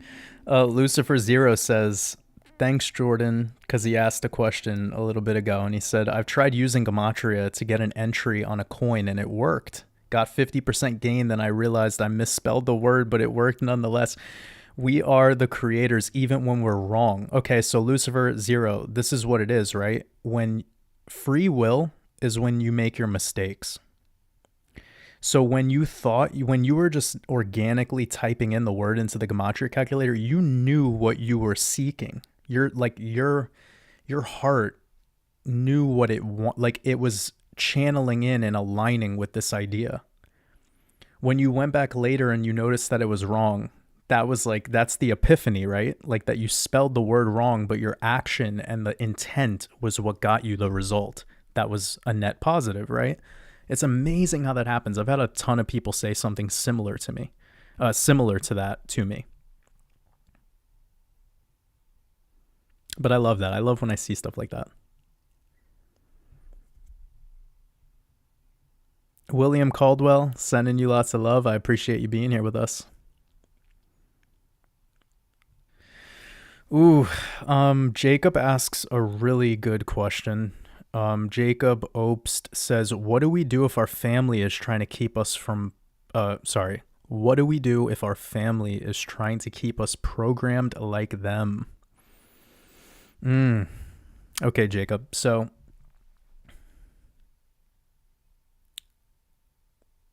those who are holding on to the traumas of yesterday and always worrying about tomorrow, the fear and anxiety and depression of tomorrow. So you have the trauma of yesterday and the anxiety of tomorrow.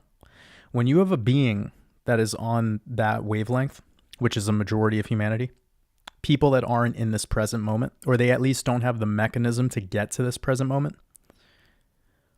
When you're one of those individuals, you're having an existence. You're going through what is called an existence. You're not living. This is why some people call these individuals NPCs, non-player characters. We're not demeaning anyone right now. We're not being negative. This is positive. We're just speaking truths right now. When somebody is in an existence, they struggle being around people who are living, the ones who have a life, the ones who have life force energy. An existence is thirsty for life. So when an existence is around a life, it will start to feed off of it like a parasite. It will become a cancer in your life.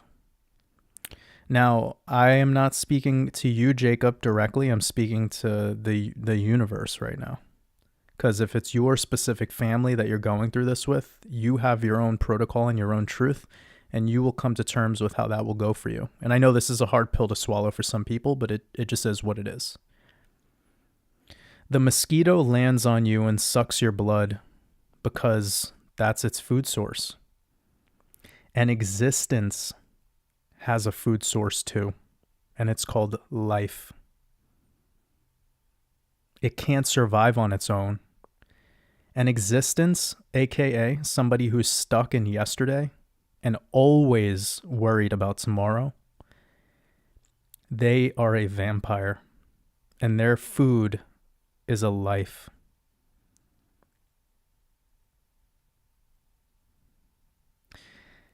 And while they consume that life, it is full of adrenaline. It's really them, and this is going to blow your mind.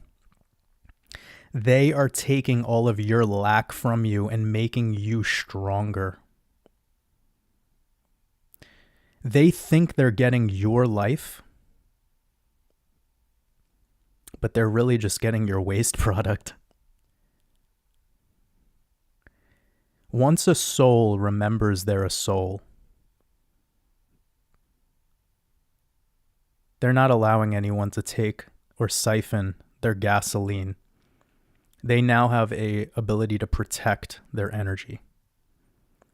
So if an existence needs to parasite off of a life, you, as a being with a life, must protect that vitality. Because the whole world feeds off of you.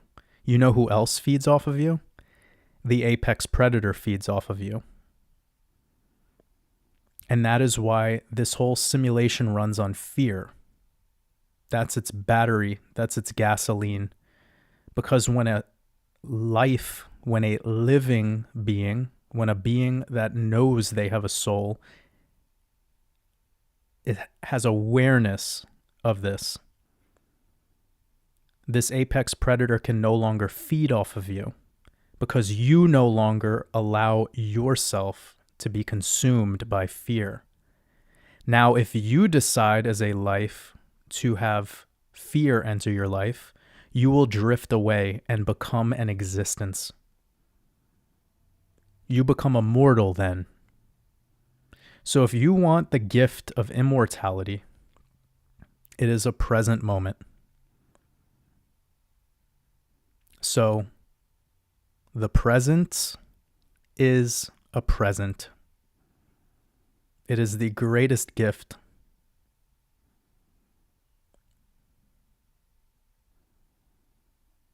Be okay with the ones around you who exist. They are not a problem. Because if you don't let them take your essence, they won't be able to.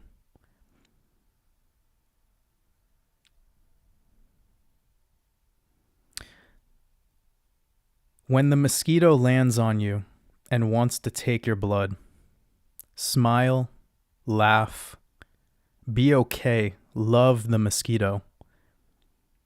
You will not itch after it bites you.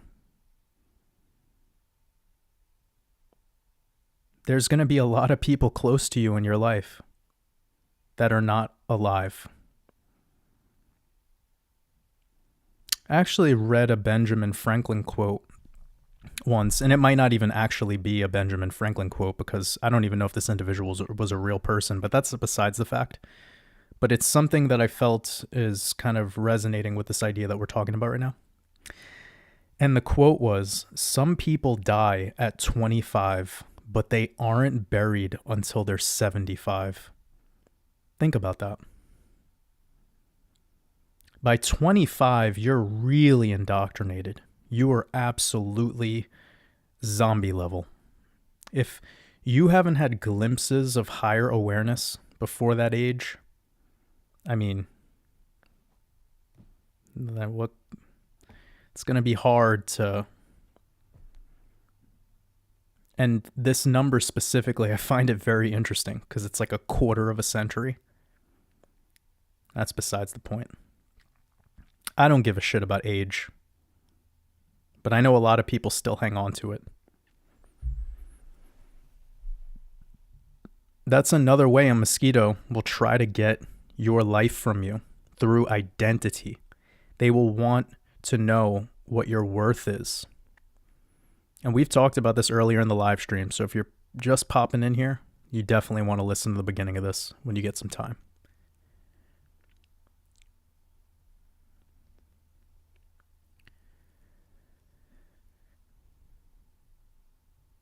Moving through some questions. I love how much love is in this live stream. It's just so much amazing stuff in this chat.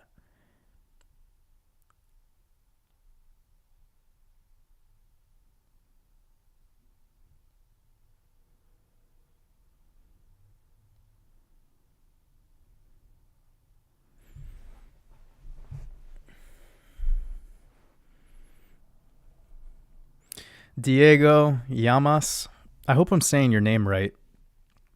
Let me know if I'm saying your name right. Lots of love for you, Diego. I hope you're having a beautiful day. Says, in the last stream, you asked me if I was a fighter. I'm a WBC champion and active kickboxer. Most people don't get the deep part of the martial arts, the art, self-control, inner fights, and energy control. Much love. Diego, first of all, that's fucking awesome. Second of all, if you are vibing with us, and I know you are because you've been here with us now for a year probably, and you've been in most of our live streams on Fridays, I would love for you to just start sharing your truth and share it with specifically the competitive fighting community, or people that are into martial arts or jujitsu or boxing. Or I would love to hear you speak out to that particular community with your wisdom. Wow, like they need you, because a lot of that primal energy is real. Like it is in us, and we could channel that energy like chi, like prana. We could channel that energy. We don't necessarily have to go beating the shit out of people, obviously. But being able to tap into that intensity is something that could be utilized, actually. It's prana. And Diego, I would love for you to share your wisdom with our community in our Discord. It'd be awesome. And I think since you say you're a champion, then I mean, wow, we would also be getting, from someone with the experience, not only the spiritual and the conscious understanding, but the actual physiological talent and skill. I would love to hear more of your truths.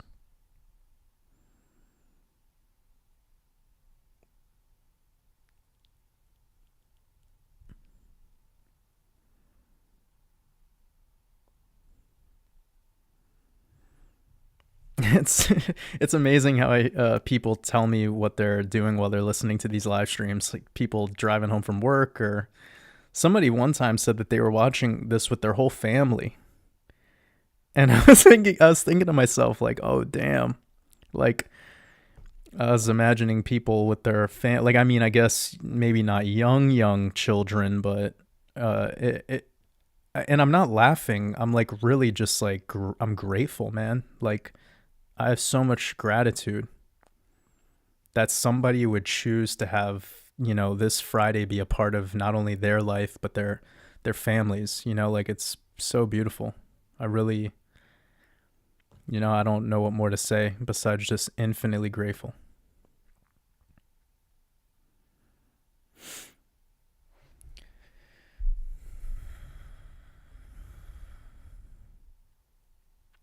Awakened Soul, sending you lots of love.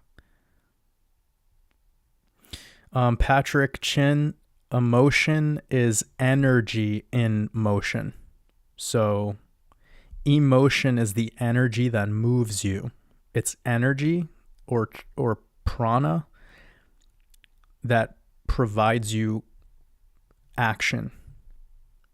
So what we were talking about before about focused action, when you have focused action with prana, with energy behind it, that energy that you get from within, that is where something special will be channeled and emit from you. You are the sun. You are the soul. Okay? Be the emotion. Be the love. Be the energy that emits. And if you do this, you're going to provide the universe with that energy too. It's a feedback loop. So when you send that resonance with love and positivity, it will come back to you, because it's the feedback loop. And the way it comes back to you is it picks up a bunch of chi and prana on the way. It will cascade across all these nooks and crannies of the cosmos and the ether, and it bounces back to you, and it gives you that data and that energy return. But if you send out negativity, if you transmit and send out that negative energy, it's going to come back to you even more powerful and be way more negative. It's like the snowball that rolls down the mountain, and it picks up and picks up and picks up, and then it becomes this huge, ball of ice.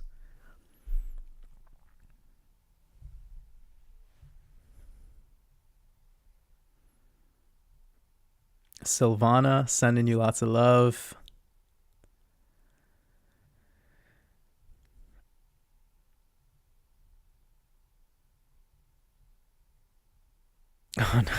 top five punk metal alternative bands. Okay, I'm ready for this. Ice Age, Glassjaw, Suila Loon, The Mars Volta, Tool. Those are my top 5. I don't like top 5s though, because I'm a musician, so I could fucking name artists all, like, I could go, if I really thought about it, I could go for forever. But those are the top 5 that come to my head right away, that artists that changed my life, that when I listen to them still to this day, they create emotion in me and they make me feel influenced in a way that's just so energetic, where I feel like just getting up and conquering, like in the most positive way. Conquering the action I'm about to take, like, love those artists. And if I had to add a kind of a branch off of that, the band Swilalun has a side project called Sore Eyelids. It's another band from Sweden.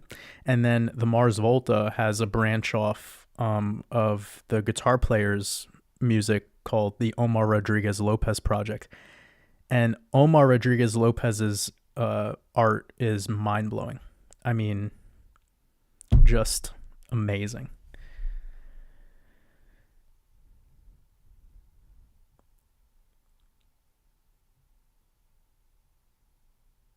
So Jerry Rowe says, careful with the dry fasting. Most people are in a consistent state of dehydration, which I agree with. I agree with the second sentence. Dry fasting may put people in the ER. So Jerry, it's impossible for a dry fast to dehydrate you. Actually, what a dry fast is doing is it's allowing your body to rehydrate and become better at hydrating when it's, in its normal functional state. Okay. So the air we breathe in is water also. It has there's liquid in the air. We are made of water. You don't become dehydrated when you dry fast. You're actually probably more likely to dehydrate the organism with a water fast than you are with a dry fast. When you deprive your body the access to something, it is so beautiful and so sophisticated that it will do whatever it takes to become more optimal. Right, Jerry? So when you have lemon, for instance, lemon is very acidic if you put it on a pH strip, but then when you consume it, it makes your body more alkaline. Right? So water fasting with pure water, especially if it's water that's just called filtered water or like tap water or mountain water, people call it mineral water, that shit is dehydrating because it has no electrolyte, it has no phytonutrients, it has no actual electricity in it. Dry fasting is optimal. The only 2 forms of fasting that will actually help you with rehydrating the vessel and keeping your hydrative state, keeping the organism in a state of the highest form of hydration, is Shivambu and dry fasting.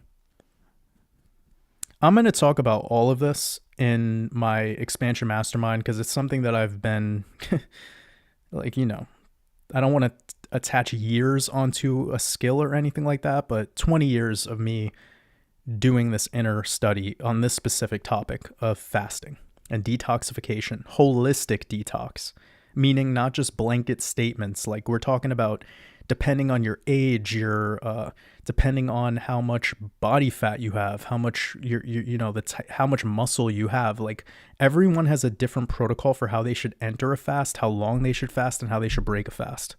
Okay? That is so much more important than having discussions about what are the best foods to eat, because that's like a religious conversation for people. But when it comes to fasting and detoxification protocol, there's only 2 ways to fast. And within those 2 ways of fasting, there's a very sophisticated protocol for entering, being within, and exiting.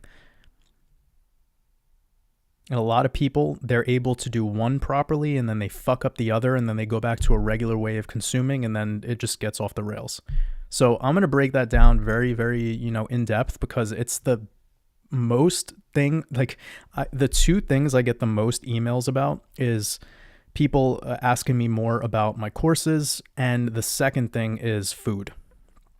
Everyone wants to know about that. But I think what has more utility and more value is the information regarding how to fast effectively from start to finish, and then how to implement it as a protocol, as a lifestyle. because a lot of fasting communities and people who get into fasting, they'll go to like a fasting retreat, which to me doesn't make any sense to pay to go somewhere to not eat. And but anyways, save your money and buy coconut water and Shilajit and watermelon, and like if you want to actually take care of yourself, like get living waters. Don't pay money to not eat. That just doesn't make any sense. But that's besides the point, I suppose. I'm just getting so many people reaching out to me asking about food, and it's like they want to know some sort of cheat code, and then they don't have the information behind fasting. It's like the body should not be consuming all the time solid food. The human organism is not designed to be a consumer like that. Physiologically, our entire digestive system, your gut microbiome, the pH of your saliva, all of the things, your lymphatic system, your glandulars, like all of what's going on in the human vessel is a water system. And if people want the perfect way of consuming food, they are talking about mastication and having a long-term, like a digestion process that's going to take more than an hour. Anything that takes more than an hour in the human body is going to be suboptimal, and it will start to create an issue. And I know people don't like to hear that, and they want to hear some specific food that's best. And it's like, no, that's not how the body works. The body is a water system. A lion's body is not a water system. And it has a digestive system, it has teeth, it has a jaw structure, it has the pH in the gut, it has the esophagus lining. Everything is designed to not be a water system. Human body, water system.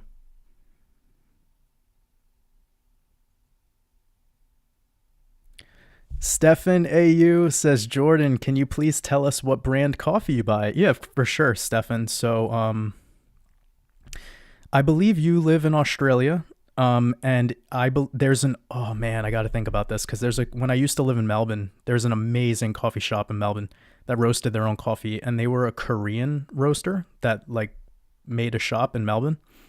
Let me remember their name, and if there's coffee shops that aren't in Australia that I could remember much quicker, but for you, if you wanted to get something that didn't have international shipping, it would be this spot. And anyways, I'll come to that later if I could remember, or you could just reach out to me in the future. But my favorite coffee roaster is Say, SEY, and they're out of Brooklyn, New York. And then my second, third, fourth, like if I just had to give you a miscellaneous list, I really like Reanimator out of Philadelphia. And as for international outside of the United States, Coffee Collective, I believe they're in Denmark. They're incredible. Tim Wendelbo, very good, very expensive, sadly, because this is like a Norwegian roaster. La Cabra, another amazing roaster. They're out of Aarhus. They're from Denmark as well. Oh man, there's so many great coffee companies, but if you could afford it, I would definitely recommend get a bag of Say coffee from Brooklyn, New York. Mind-blowing stuff. And then if I can remember the place that's in Australia, I'll definitely get in contact with you and let you know. My favorite coffee shop in Australia, though, was a spot called Shamble Coffee Roasters. So anyone out there in Melbourne, Shamble's amazing. They had a bunch of different coffee from Scandinavian roasters and stuff like that. Okay, let me move through this.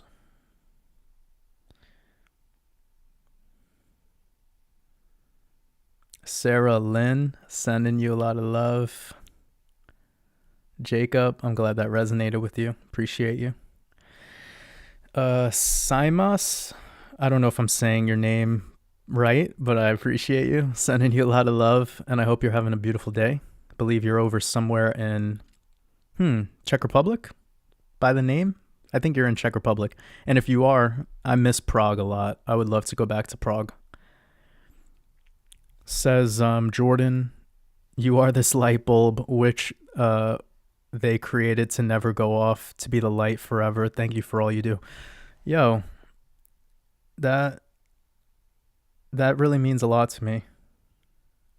That just reminded me of is it a Smith song? There is a light that never goes out. That's such a beautiful song. Because it's about love, and it's like, it's a really like emotional song. But thank you. That really like meant a lot to me. Says some words about friendship, please. Well, again, friendship is an association system that a lot of us build up through identity. And I'll get personal for 1 second, and I believe this will be profound and perhaps very helpful for people. So, I had a epiphany one time where I was talking with my mom, and I noticed that there's some sort of difference in relationship between one kid and another kid. If you're a parent out there and you have multiple children, maybe you'll kind of understand what I'm saying through experience. But have you ever had one kid you really like resonate with? You really just could like, they feel like your friend, and then you have another kid and like they're more of like a standoffish. Like they don't look up to you. They don't really care too much about how you feel, and etc. And I've met many people in my life that were lone wolves their whole life. Like no single entity in their family resonated with them. They were just an illumined being who came into this simulation, and their parents, their friends, their grandparents, or sorry, their brothers and sisters, their grandparents, like their family tree, they just were all asleep. And that's one thing. So I don't want to talk about that side of things, but that's definitely part of it, okay? What I do want to talk about is fear, and how one of the biggest things that I see that's different between the way that I operate with some people and the way that other people operate is I have a hard time getting into conflict with anyone. I don't allow it. Remember what I said before. I don't let anyone parasite off of me. I don't let anyone take my energy. And the reason is because I don't fear anyone. And the reason I don't fear anyone is because I don't fear myself. I've let go of my traumas from yesterday, and I don't give a shit about tomorrow. I'm not worried. If an asteroid hit right now, I would know that it was perfect. Because right now is perfection. And whatever happens will happen, and there's nothing I can do about that. And being able to let go of that previous and that forward, that rewind button and the fast forward button, to just remove those things off of my remote control and just be infinitely in play mode. Think about it. When you have a remote control, right? You have a rewind button, you have a fast forward, you have the play, and you have the stop. Don't ever press stop. You know what stop is? Stop is when you allow someone to parasite off of you. Stop is when you start moving into a fear-based frequency. Love is light, and light will never go off unless you want it to. You don't have a rewind button on this mortality. You don't have a fast forward button either. But why are we living as if we do? Why do people live as if they have that? Because they're fucking scared of this moment. They're scared of this moment because they're scared of themselves, which is ego and shadow. We'll just call it ego to be very simple. We don't have good relationships with a lot of people in our life because we actually don't have good relationships with our family, and particularly our parents. And this will all make sense as I continue down through this answering this super chat. This very beautiful person who said such a nice thing that like made me it like made me feel so good when I read that super chat. So thank you a lot, Seamus. But I was having a conversation once with my mom, and I said to her, "You know why we get along so well?" And she was like, "What? Like what do you mean why?" And I said, "Because I'm not scared of you." And she's like, "What do you mean?" And I'm like, "Well, you notice the other relationships you have, right? These are player characters who are pretending and putting on a specific mask for you when they need to. They're operating in a theater mode. and I am operating on a life mode. And when I'm around everyone, I have no fear of their judgments on me because I don't judge myself. And I know that everything I say and everything that I do and everything that I feel is coming from a place of love. So I said this to her, and she actually stopped for a moment, and she was like, that actually, I feel like my other two kids are scared of me. They're worried that I'll judge them, or they're worried that I'll be upset if they did something. And I said, yes, I know that that's how it is, and I'm not. And then I noticed how this behavior that I had with her made her start thinking about other people. And I've actually said this to a couple other people, and the way that they transitioned out of that part of the conversation was bringing it back into other friends in their life. And that was the conclusion that people were having with this idea. We're actually afraid of some of our best friends. We worry. There's things that we'll tell them, but it's not all about what you share with them. It's about how deep you go. It's about how much you're willing to tell them, how much you're willing to sacrifice through the lack of agreeability. And we do this all the time, where we do small little lies to each other to just make each other feel better.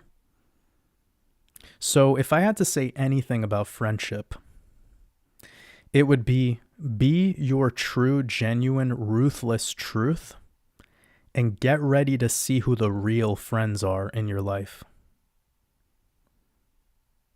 That's what I'll say. And hold on to those people, because they are in your code for a reason.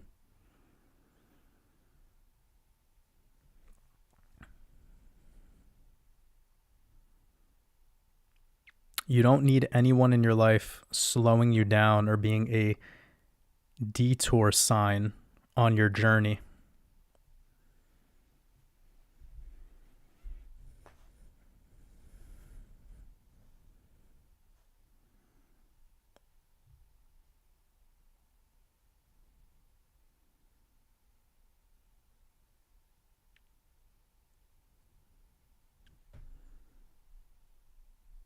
Stefan, I appreciate you. That means a lot to me. That's amazing. People talking about watching with their kids. It's amazing. Well, Patrick says most people don't know how to be emotional. Well, they know how to be reactive, and they've been indoctrinated into thinking that reaction was the emotional response. And then what some people reply back to those people is stop being emotional, because they're being dramatic. And they're being dramatic because they're worried about what comes next. Or they're being dramatic because they can't let go of what happened already. There's a stillness and a calmness to true emotion, which is the energy that moves you. And that's where you will start taking focused action, conscious action. And you could be calm and still while you take action. Trust me, it is much more productive. Having focus is something that I've noticed that the world is... I don't want to be judgmental right now, so please listen from your heart, but a lot of people right now in this world are suffering from the lack of attention mastery. They are swimming in an infinite ocean of data, and they're not lazy. They're just bad at sifting and analyzing through the data. They're bad at sifting through the data and analyzing all of the information.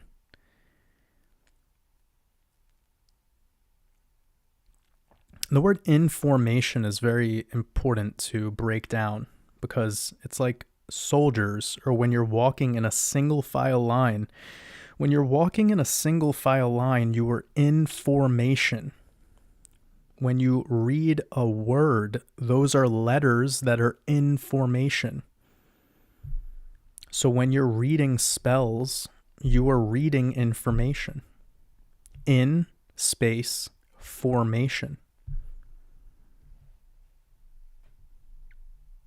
The mind is chaos. Mother Nature is chaos. That's why art and creating, meaning the one who writes the words, that is where your energy is efficient. That's where you're actually off gassing. You're actually you're burning the calories. You're utilizing the prana. Be the one who writes the book. Don't be the one enslaved by the book. Script your outcome.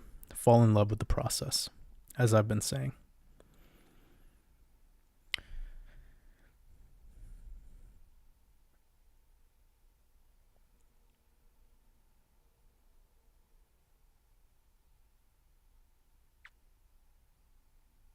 Oh, also, while I have 400 people here, I'm not entirely sure how many of you are aware of Jason over at Archaics. So shout out to him, but I will be collaborating with him very soon, this upcoming week. I would love for you guys to share some of the things you think me and him would be able to vibe on. I'll ask this also inside of the Discord, or if D Vortex or Jody or any of the mods that are in here with us tonight would like to ask this inside of the general chat in the Discord, just to get some feedback to see what you guys would like us. I mean, I can't promise that we're going to touch on those subjects necessarily, but I would like to have some of it in the back just in case, because I have a pretty big channel and following, and 30,000 plus people could potentially be brand new to Jason, and he has quite a plethora of information and knowledge and data sets. And I mean, he's a brilliant mind, and a brilliant mind and me could go off the rails. Me and him talking, I could already feel it's going to be like a mushroom trip, So, in case we want to put some guardrails up for a couple minutes, it would be awesome to have some context that you guys are interested in us. Or it could just be, I think what would be best practice, actually, now that I'm thinking about it, me and him freestyle, we just go with the flow, and then a round 2 podcast in the future could be something where perhaps we have a little bit of structure, depending on, how it all goes the first time around.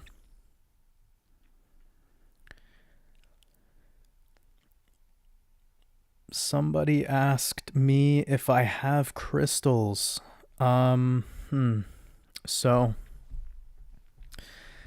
I have one crystal that I kept in a pair of carpenter pants that I wear, like work pants, and it was a crystal that I found during a hike. But I do not think that Mother Nature wants us playing around and monetizing her crystals. So I have a very, specific outlook on it, and it's only because the New Age movement has really built quite a prison, and I actually had a really awesome conversation with a fellow content creator. Was it 2 days? Actually, yesterday. And me and her were talking a lot about New Age and what they've done with yoga and what they've done with the materialization of yoga and just removing all the wisdom. And when it comes to crystals, the apex predator after the reset, the first thing they did was extracted the largest crystals from Gaia. They walked over Gaia before they let the orphanages loose.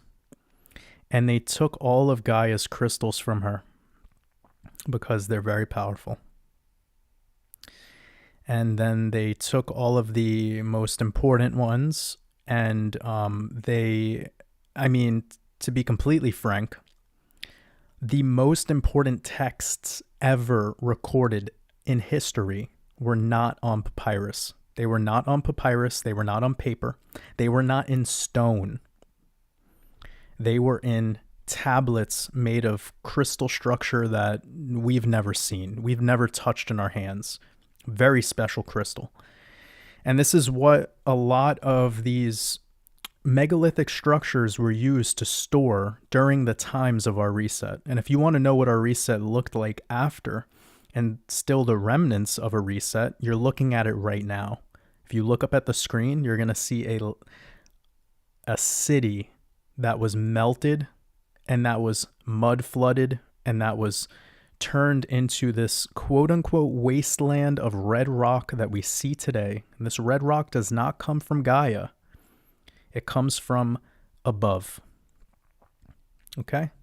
So this is probably a great conversation for me and Jason, Archaics, to have, because we could break it all down and go in depth. But just to let you guys know, the crystals have power, but only in the one who knows how to access the power. It's like the Bible. The Bible has been used as a spellcasting book to keep people sedated and in a state of hypnosis. And this hypnosis they've been cast under is called groupthink duality consciousness, which is fear-based and has nothing to do with expansion. It has to deal with savior complex and boogeyman syndrome. If that doesn't resonate with you, please leave. You're not serving us here. But the Bible in the hands of one who has access to expansion is a book of high level intelligence. This particular book would have utility for someone who has the eye to see, not the eyes on the sides that lie, that we call our eyes. The eye. The first eye, as I like to call it. You could give a book to any man, but the utility will be different for every man. And if you allow a book to control you, it will. If you would like the book to help you expand and channel in wisdom from within, it will. That is the type of influence that has utility for someone. So always ask yourself if what I'm consuming is creating a negative feeling, or if I don't resonate with it. That's called your intuition, by the way. Your intuition will tell you. It's a beautiful, sophisticated technology. There's two forms of technology that are really important that people understand. One is called belief. Very, very sophisticated technology. And the second one is called intuition. Take some time later on when we're done with this live stream and just remember what I said. We have two very powerful forms of technology. One is called belief, the technology of belief, and the other one is called intuition. Your belief will make anything real. And if enough people believe it, it becomes true. A universal truth, actually, which is not the truth. There is your truth, and that is when you break away from belief systems. When you are within belief systems, you are operating under someone else's truth. That's called being the puppet. And the puppet master could be the Bible, the Quran, the Kabbalah. It could be your mother. It could be your best friend. It could be the crack pipe. It could be the food you're eating. It could be the pint of ice cream that you're putting in your face. It could be the weed pen. It could be the CBD gummy. It could be whatever you want it to be. You get to choose what reigns supreme in your simulation reality. So with this awareness and access to this awareness, you get to live a life through self for once. And now when you live a life through self, you could pick up that Bible, you could read Genesis, as I have, and feel something. Not just read something, you could feel something, which is different.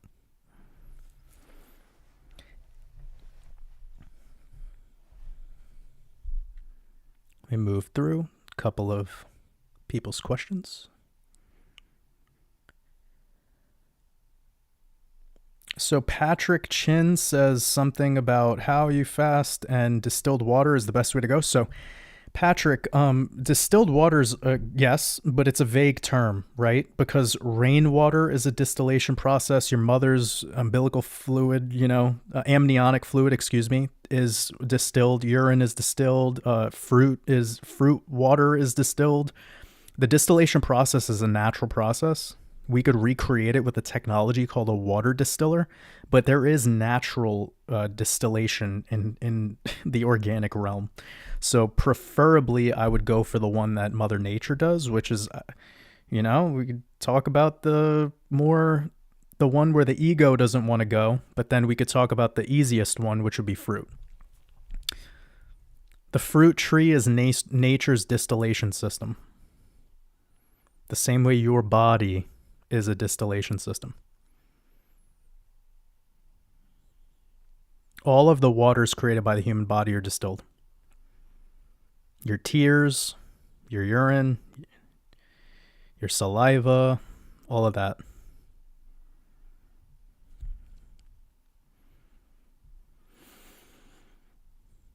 Okay, let me move through. I love how the vibe has been tonight. Thank you for saying that. I'm glad you're here.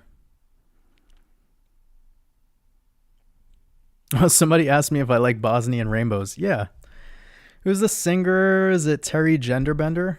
I believe. She's amazing. I saw Bosnian rainbows live. So awesome. I actually met Omar, Juan, and D'Anthony Parks. D'Anthony Parks is, wow.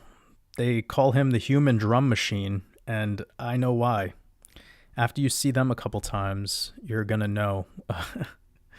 You're going to know why. He is something else. He's a cyborg in the most awe-invoking. Oh, that sucks. Somebody said looks like Shamble is permanently closed. Damn. Unfortunate. So sorry about that. Yeah, I assume actually a lot of coffee shops and a lot of awesome restaurants and stuff have closed over the past 2 years from the C-word scam. Jody, love you. Have a beautiful rest of your night. Gomes says, no coffee here, not a caffeine addict. Much better things to get addicted to. Well, you don't have to be addicted to coffee. You could still drink it. Addiction is like a full-blown conversation that we could all have. Feel like I could give that its own live stream, actually. Deltic Trading Academy, I appreciate you becoming a member. Welcome. It says a welcome to the red pill. That's awesome. It's amazing how YouTube puts the little red pill next to people's names. It looks awesome when people comment.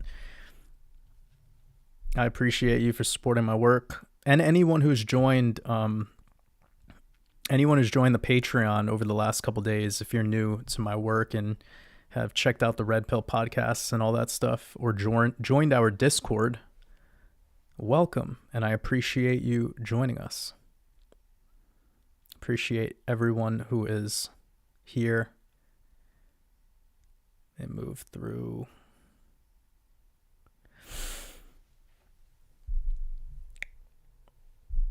Seeker66, sending you lots of love. Zach Zekez. Oh, Zach is a dope rapper.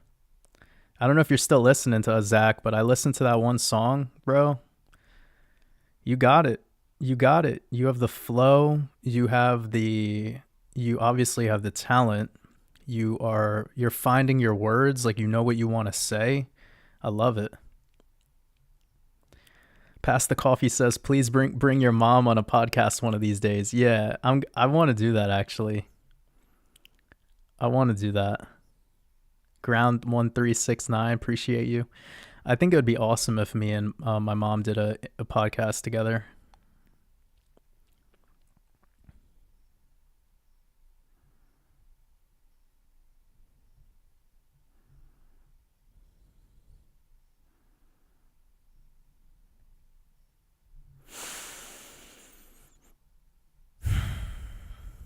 Take a deep breath.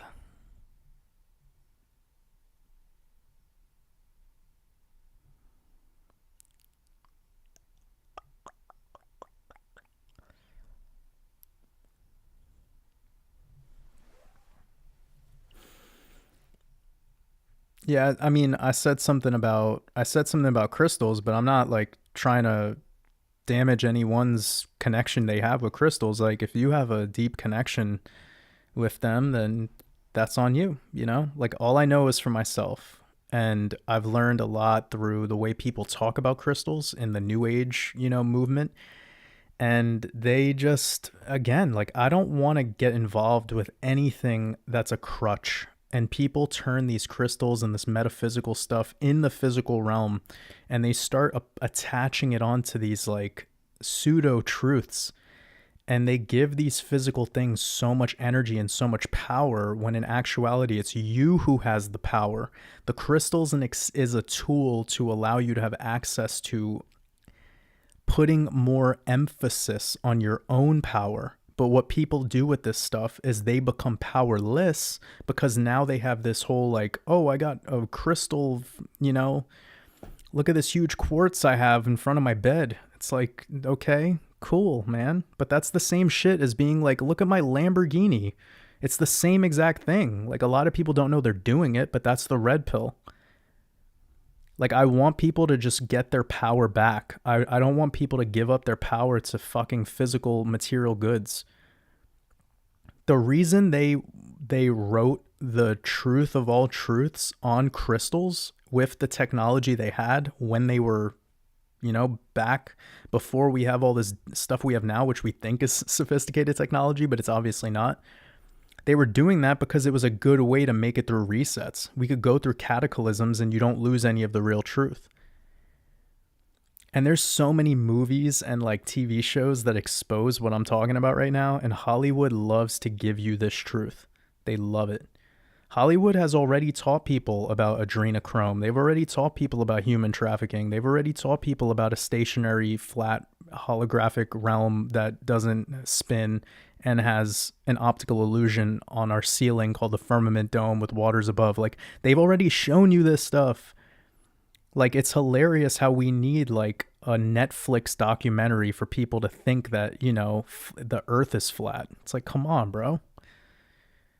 And then you have the belief systems that fractal out of that. So it's why I don't call myself a flat earther.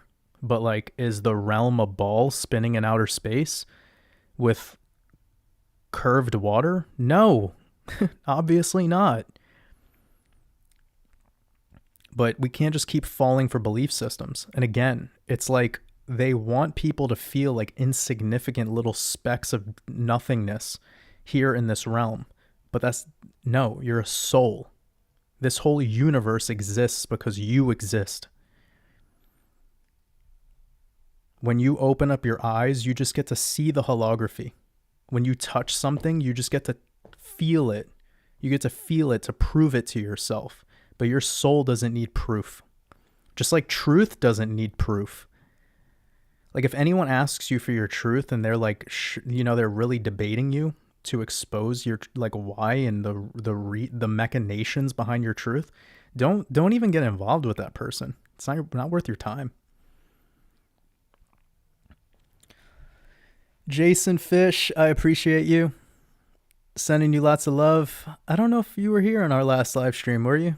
I'm used to seeing you pretty often, and I hope you're doing well, man.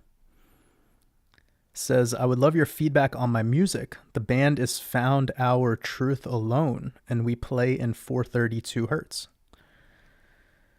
Yeah, Jason, go ahead and shoot me an email with a link to one of the songs you'd like me to check out, and I'll probably be back on my laptop in a couple days. I try to stay off checking emails and stuff like that on a Saturday. Like, I try to get at least one day where I'm not in the communication game, but definitely send that my way. And when I'm working on some side projects on Sunday after I finish my Red Pill podcast, I'll check out your band. But that's the next thing that I have coming out is the Red Pill podcast this Sunday. And then I've been working a lot in the background on the Expansion Mastermind.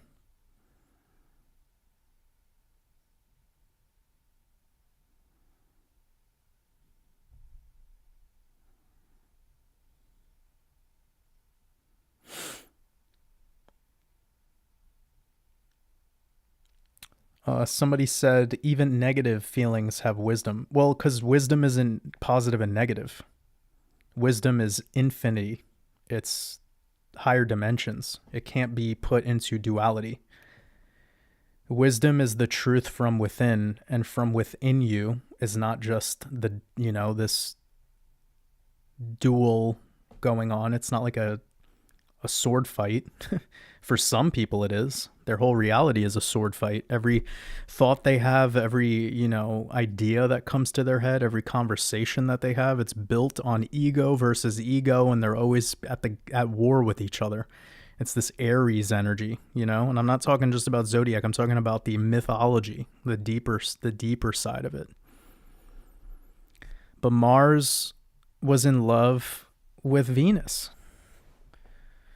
So through that love energy, you could cascade past that God of War ego nonsense. And love has a lot of negativity to it. I mean, when we're talking about partnership love and low level, like non-spiritual talk love, the love that has identity, as I would like to call it, that could be very, very toxic. And I always make people laugh when I say this, but I've told many people, like, when you love someone, the person you love the most is the person who pisses you off the most. Like, like the person you love that means the most to you, that you would like kill for, the person you would die for, that's also the person that could get under your skin. And I'm just having fun, but you know what I'm talking about. Diamond Jim, sending you lots of love. He says, LOL, don't cast your lack of language on New York City. Well, I was born in Brooklyn, so you know. He said, blame it on the Phoenicians. I love that.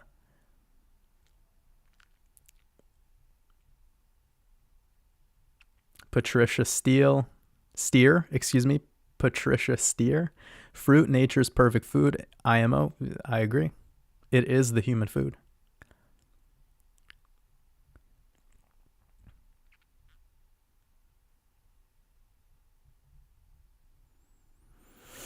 And Sybil, when you said very powerful book, allow love to be the interpreter, I really resonate with that. What I always tell people is when you're reading or you're listening, stop doing it so much from the mind, do it from the heart. And I know, like, if people are brand new to this live stream and they're not really sure like the level we're on, and they think we're all about crypto, like that might not make any sense to them. But go back and watch the beginning of this live stream and just really like allow this, like, I'm not telling you have to believe it. I'm not telling you that my truth has to be your truth. That's not what this is. This is me sharing my truth to help people unlock their power, their truth from within. But that can only be done through love.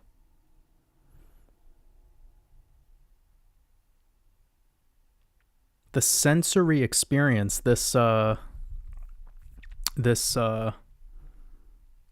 would I say it? Like, I'm trying to think of just normal words to put such a deep concept into, but I want to say something about the sensory. Just, touch, feel, smell, taste. This stuff really can cloud judgment. This stuff could really, I was talking with somebody once about the wisdom of religion. And this is, of course, deep, right? This goes back to what we were saying before about Genesis, about how, like, if you're asleep and you read these books, they will be a spellcasting technology that will essentially trap you in an artificial intelligence game where you are the player and there's a final boss called God. When you wake up and you remember who you are, you can almost taste the flavor of the pages as you were writing the book itself. Like, just imagine the sensory overload of being the creator of all things, It's deep shit. But the point here is that when one becomes illumined and remembers, when they unlock this gnosis, now this book has utility. Now this book could become a device of helping unlock more wisdom and more inner knowing, more gnosis. That's how the tool can be used to destroy or create. The hammer can be used to build a house, or it could be used to destroy someone else's house. It could be used either way. The hammer can be used to put the nail deeper into the wood, or it can be used to pull the nail from out of the wood. There's so much going on here, like in the architecture of belief, the architecture of the mind. We literally build a temple that is so sophisticated, that has all these windows, stained glass, pillars, all of stairs, and that becomes belief. And if we label that thing a religion, or we label that thing the way you eat, like omnivore or some shit like that, when you start, and don't you know why now? Like, I don't want to go low level, but just very quickly we'll swoop down, swoop down to the low level just for a moment. Why do you think over the last 10 to 15 years they've been getting people so caught up and emotionally reactive to identity through identity politics? Getting people so caught up in that conundrum of nonsense. You're a light body. All this other stuff, anything else besides that, is just to create division. People need to wake up. Like when you're asleep, man, it's all... It's actually funny. I could go off in so many tangents, but I was thinking the other day about how, like, when we're asleep, like actually physiologically, like in our beds and sleeping, we're actually like the most wise. It's like the irony. Like everything that's popular is wrong, right? Everything is backwards. So that made me think one day about the term brainwashing, and how, like, you actually do want to get brainwashed. Like, that's how you wake up. You wash the brain away, that mind programming, and you move to the heart programming. You move to the soul programming. And it's, like, pretty amazing. Some people might hear that and they're like, what are you talking about? You're telling me I need to be brainwashed? It's like, no, man. It's just this woke culture.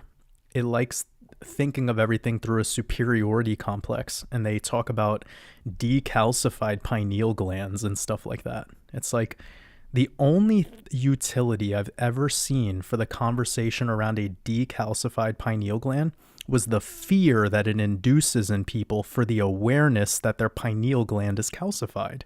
That's all I've ever seen that conversation do.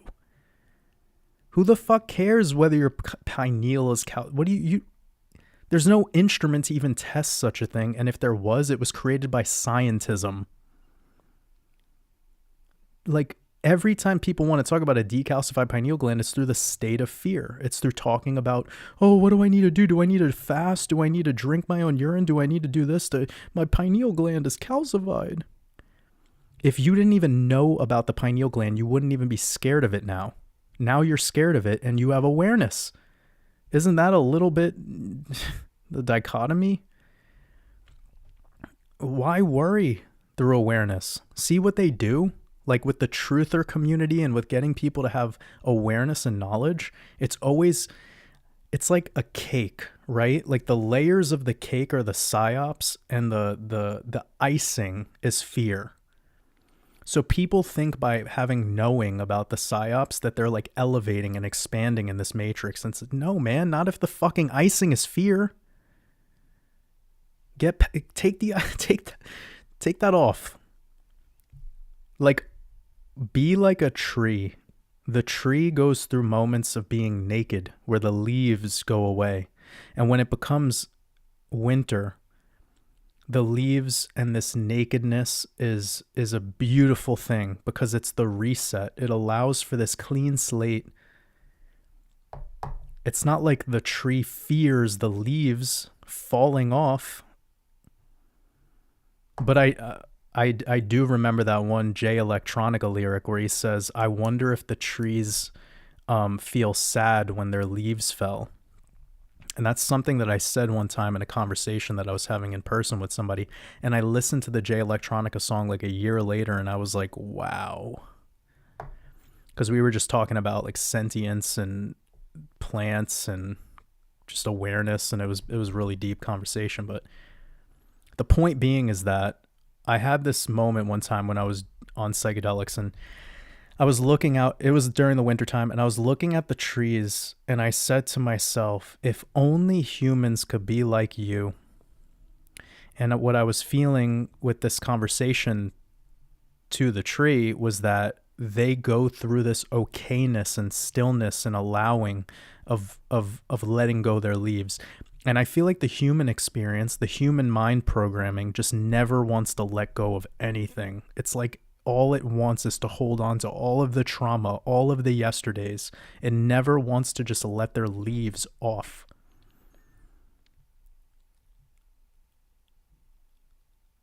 Like, be like the tree, man. Be okay that you're letting go. Like, just let go. Go through the winter time. Like, seriously, it's important for you. Be humbled. And then guess what? After you're done letting go of the trauma, get ready for the summertime. Get ready for the blossom. Get ready for when those beautiful blossoms appear on you. That's going to be your wisdom.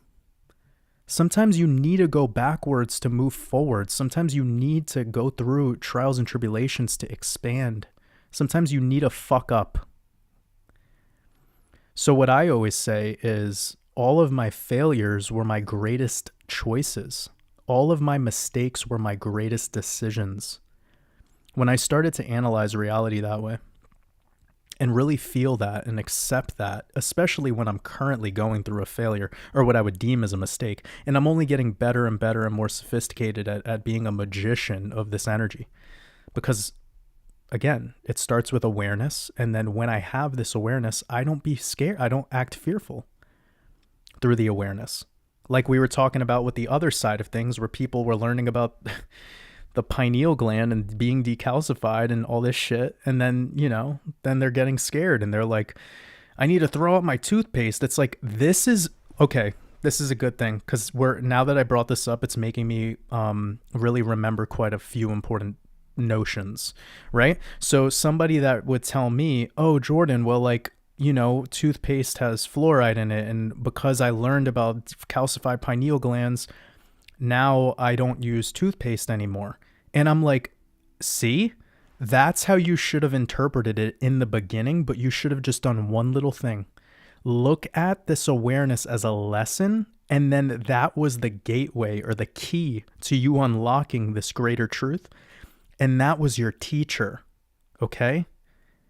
But now what I want you to do is don't just go get another fucking toothpaste that doesn't have fluoride in it. Stop using toothpaste. You're not designed for toothpaste. You eat non-human foods that should not even, because you overly masticate so much food and you don't have the salival enzyme to actually break it down thoroughly, it fucks up your teeth. That's why all these raw vegans and people like this keep fucking up their bodies because they don't know that the body's a water system. And they're making a bad name for people that are trying to change their lives. And then people who eat, flesh, adrenochrome diet, that's their judgment system to cast upon people who failed through that diet. But it's like, don't you see there's always a deeper truth? What I want people to do is say, okay, I learned about this awareness. Now I'm going to react to this awareness in love, not in fear. And I'm going to accept my quote unquote mistakes or prior failures as my greatest decisions, as my greatest choices. And I'm going to leverage on them to be my teachers. Then you go towards a more natural state of being while you borrow this rental vehicle called a body. Your soul knows truth, and your soul doesn't need to, when it's come here into this rental vehicle, it doesn't want to start accessorizing everything to keep you in equilibrium. Do you think you were born in this matrix with a Bible strapped to your ass and a toothbrush?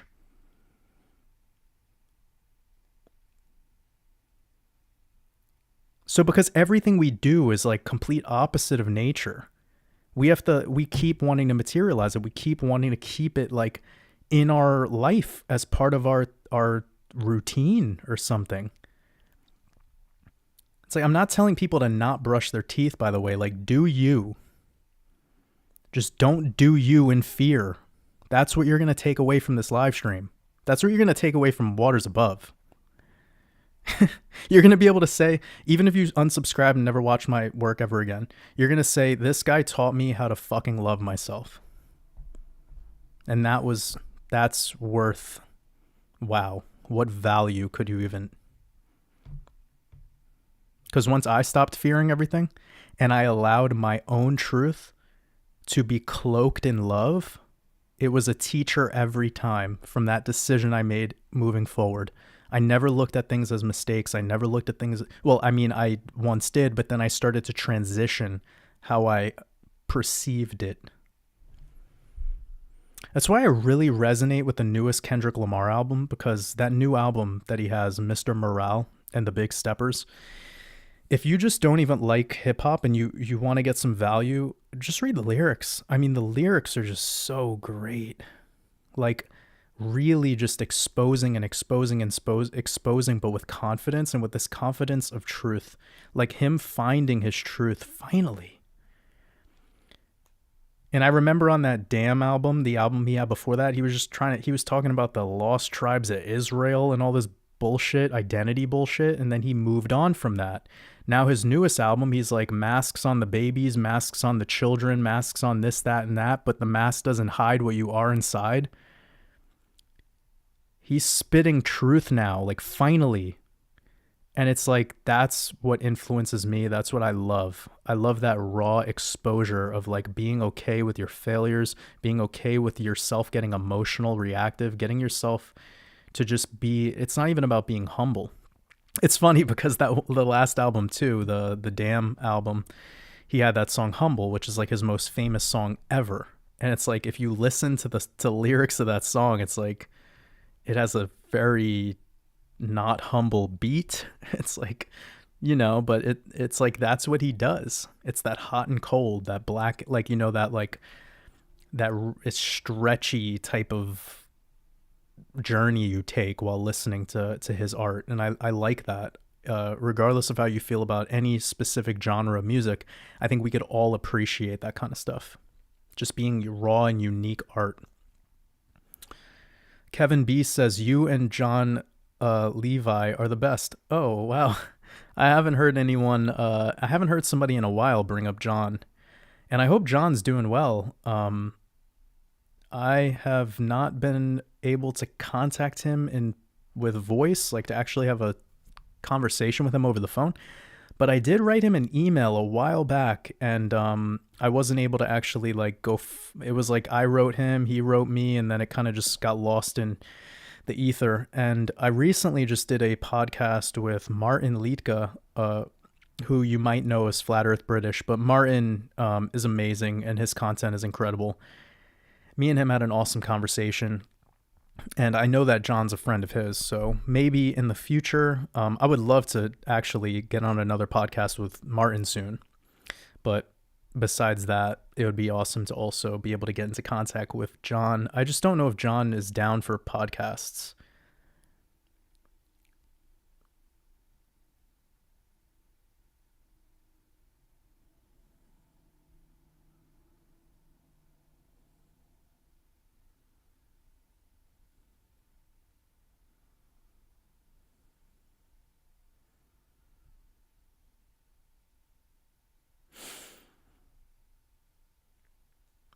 Okay, so Kelly wants to know a little bit more about the 2040 and 2046 and the North American. Oh yeah, we'll definitely talk about that. We'll definitely talk about his Phoenix knowledge, and I would love to be able to just have him explain that more to my community, and absolutely would love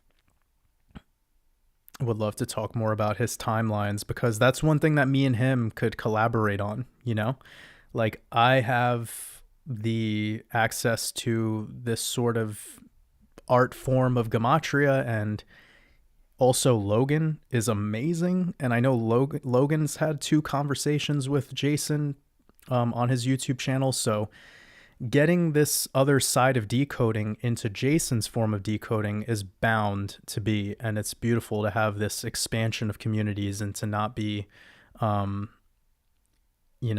disregarding each other, like just to be so open-minded to everyone right now. I really appreciate it. Airgun Johnny says we haven't talked about building our own airport and city in a while. We might um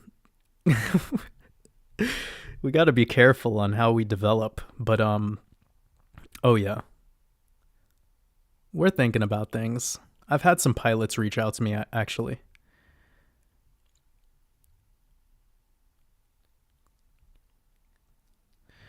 Stefan asks about how do you concentrate on your work and get stuff done?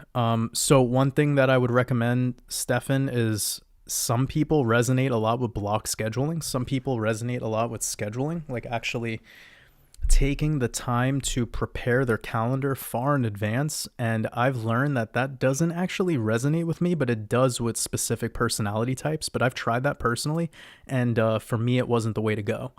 So my format is a self-control between creating art and getting like my tasks done, because I have being the only one who operates my business, and all the content creation, all the content, all the research and development, all the communications, etc.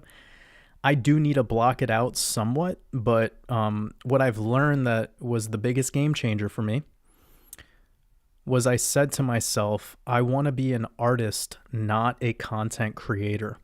So when I made that decision to not be just this pumping out nonsense content like just all the time, and now I'm giving, really almost like master classes, every YouTube video and every Red Pill podcast, etc. Like I'm really trying to do my best to just release stuff where if I'm filming and the camera's recording, it's a stream of consciousness, and it's the best that I could possibly do. It's like the art that I share with the world. I treat it as my own child in a sense, and I build my schedule around that kind of stuff. So I prioritize art. I prioritize stuff that makes me feel blissful and in a state of neutrality, not overwhelmed, not anxious, not worried, not feeling bothered. And I work my schedule around that, but it is long hours, man. I mean, it's like 14 hours to 15 hours on average. And the only day that I don't put in that level of work is probably Saturday. And I don't consider, this live stream work. This is like the best time of the week for me, being able to just hang out with you guys and share truths, But for me, it's really about prioritization of the art and then work around that.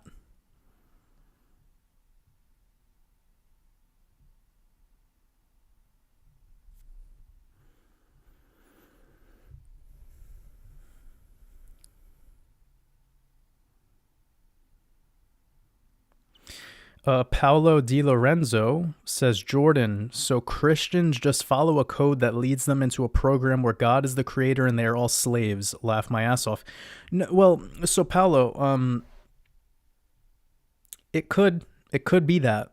Sometimes it sets people free from another trauma they have in their life. So have you noticed that some people that go to jail for like murder or rape or, dark shit, they become born again, right? Because it's like they believe, and remember we were talking before about the leaves on the trees?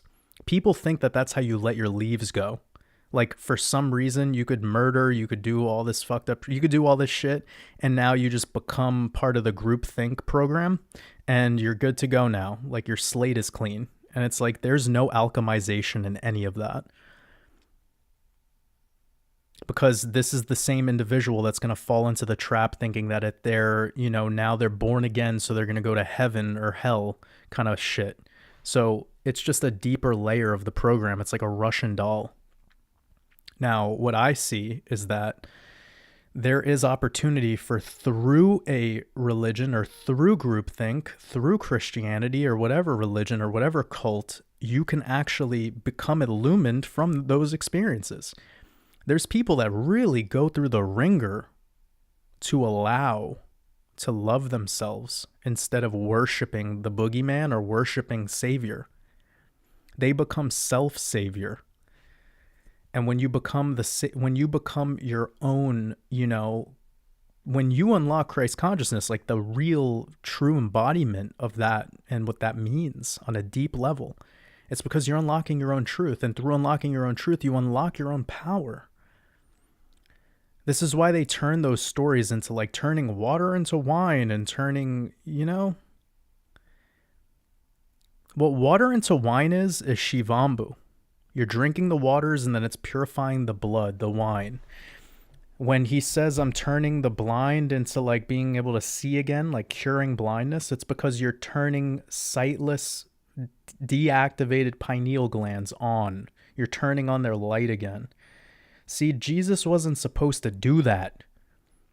You're not supposed to go around turning people's pineal glands on, bro. Because you can't turn a monkey into a human. They're still going to throw shit everywhere.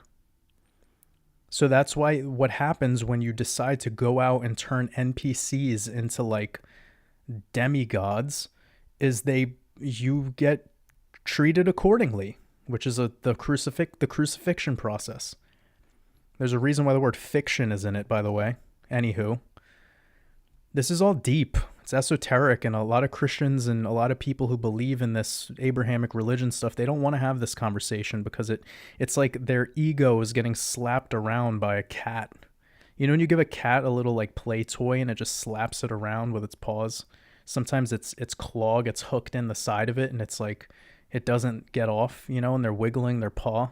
That's like what happens when you talk with people about this stuff.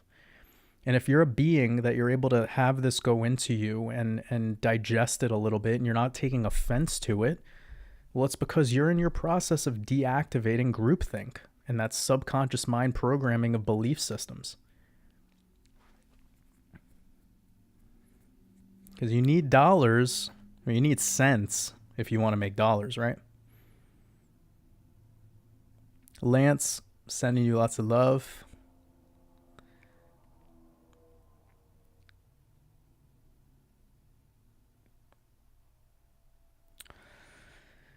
Oh, man.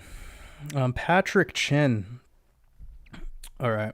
Says, Jordan, I think you have a lot of great information as far as Gematria and some astrology, but I'm a little confused on how this podcast teaches you how to love yourself. Well, Patrick, I've been seeing you write a lot of comments. I'm gonna help you with some, Patrick, because I love you and we love you. You've been, as I'm looking through the stream of chat, you're writing a lot, okay? Which means that the more you write, the less you listen. And the less you listen, the less you're going to be able to digest what it is that you're actually listening to. You're hearing me, you're not listening. So that's okay. We do this a lot. Our mind wants to think about questions more than it wants to listen to the actual live stream. So if you're somebody who wants to like learn a little bit more about what I'm exposing here, then I would just suggest like sit the rest of this out, Just put your headphones in, lay back, and relax. And if you want to be engaged in the chat, just remember that some of us are a little bit more talented at multitasking. And I know this feels like a slap in the face, but it's really a hug. Like, I'm just letting you know because there's a lot of people that show up here and I could just gauge off the questions and the repetitive nature and the speed at which they ask questions. I could see it through how many of them are showing up in the chat log. I could kind of tell who's listening and who's hearing,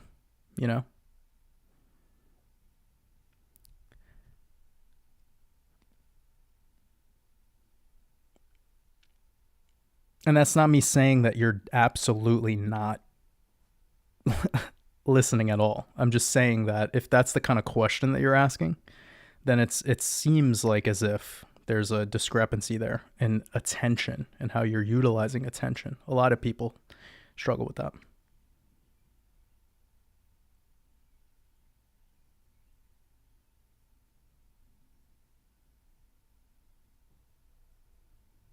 Fruit trees do create... Okay, never mind. So when people are lacking awareness on a subject, it's probably better to not comment. Because when I don't know what I'm talking about, I ask people questions. Like you saw how I even got a super chat earlier, and I said humbly, "Well, I'm not really sure what you mean by that." Like, I said to the person that I don't know. So when you don't know about something, it's better to not comment, right? It's part of the experience.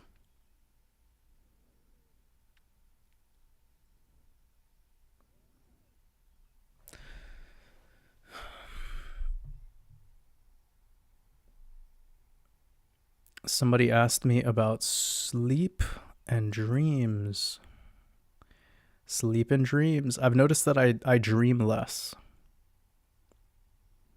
Personally, I am not a huge fan of this mechanism that a lot of these therapists and stuff talk about, where they try to get people to go into their dream to like uncover some, trauma. I mean, the trauma is noticeable in most people through the way they articulate how they converse. If people are always bringing up yesterday and always talking in worry of tomorrow, well, that's very quick. You don't need someone's dreams. You don't need to access people's dreams to be able to see what's going on there. That's the problem. But I noticed that I dream a lot less over time. I used to a lot more when I was like super young child and have stopped. I feel like I'm living a dream. I've like accepted that my awake hours are actually probably when I should be dreaming.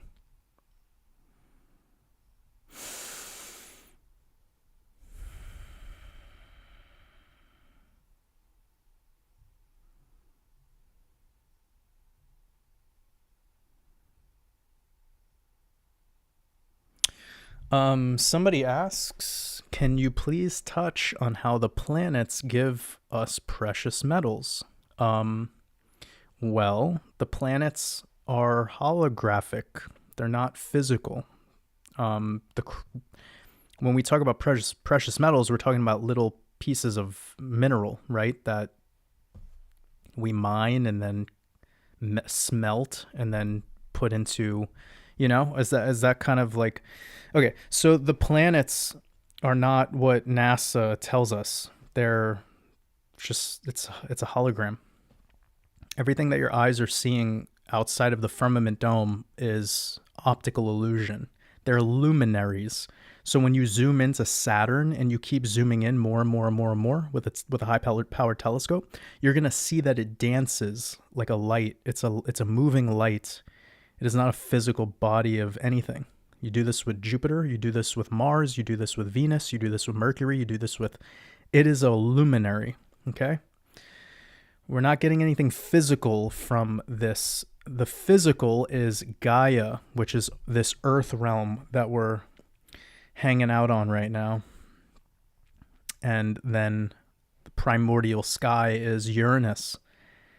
And that is the starting point. You have the ether and you have this physical.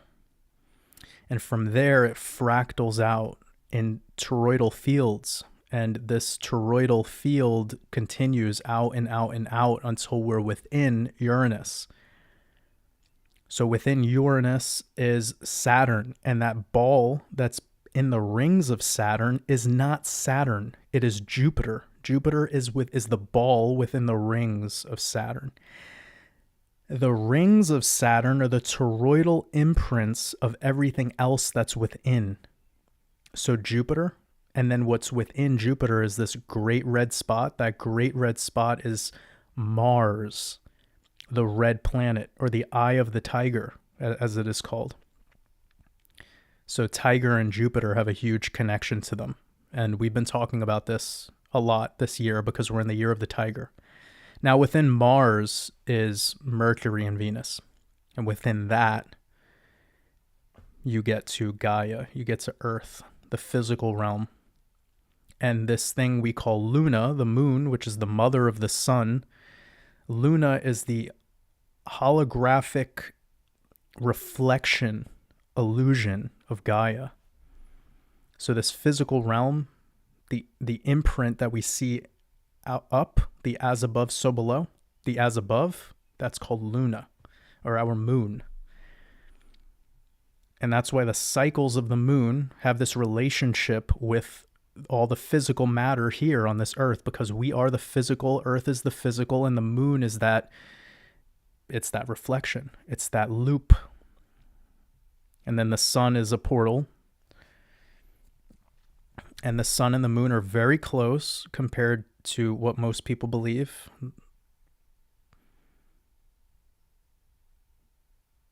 I'm sure most people weren't ready to hear about that, but we could talk about that more another time. Kelly, I appreciate you. It was amazing chatting with you on the phone the other day. Excited for our next call. Kelly says, I just want to thank you for helping me expand my consciousness. Our true happiness lies in connecting to our joy and being creative. Woo! Yes, that's a mic drop. Understand what Kelly just said. She said, our true happiness lies in connecting to our joy, in being creative, honoring my heart and passion. Like we talked about last week, honoring greatness. When you honor greatness, that is what influences you. When you bask in the glory of Mother Nature and her creation, this brings you this emotion that's so positive and so beautiful, and it's so influential to the ones who have the eye to see. This is my wealth. Thank you, dear one. I really love that. But that's such an important sentence. Our true happiness lies in connecting to our joy and being creative. Facts. I love that. That's really important. The way the way that you structured that sentence resonates so much. It feels like almost I said it.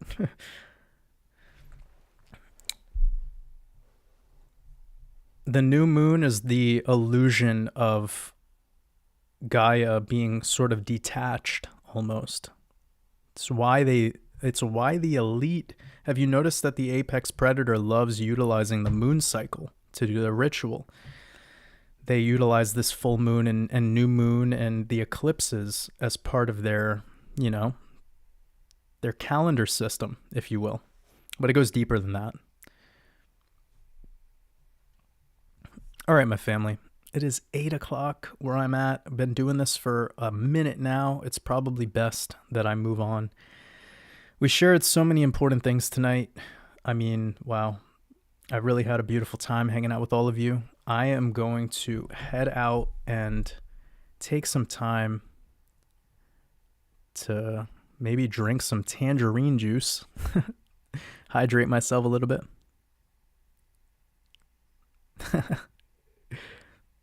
AJ Smith, that's true. I did say that. I'm the number one jester. I'm the fool card in tarot.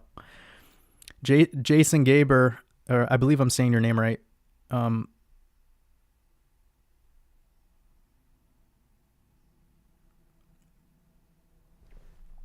Says this Sunday I'm hosting a Gematria presentation on Clubhouse under the Mystery School Club. If anyone wants to check it out, we'll be sharing some quite fascinating connections. So that's a shout out to Jason. Appreciate you sharing your truth, brother. It's beautiful to have another fellow decoder out there. I have no idea what Clubhouse is, but have fun with whatever you're doing. I'm not as tech savvy as some people are, clearly. I barely know how to start a live stream properly, but I've figured it out thus far. Patrick Chin, it's okay, brother. You'll be fine. The salt of your wounds will be okay. Seeker66, sending you a lot of love. I appreciate you. I'm heading out. I appreciate every single one of you. Leave up the Patreon, because this weekend we will be doing the Red Pill podcast, and I'm excited to share that with everyone over on Patreon and Discord. I'll drop that for everyone. Much love, family. Have a beautiful rest of your night. And if you're just getting in now or recently, rewatch the beginning of this, because there was a lot of gems dropped near the beginning. Be up for the next 24 hours or so. Much love, family.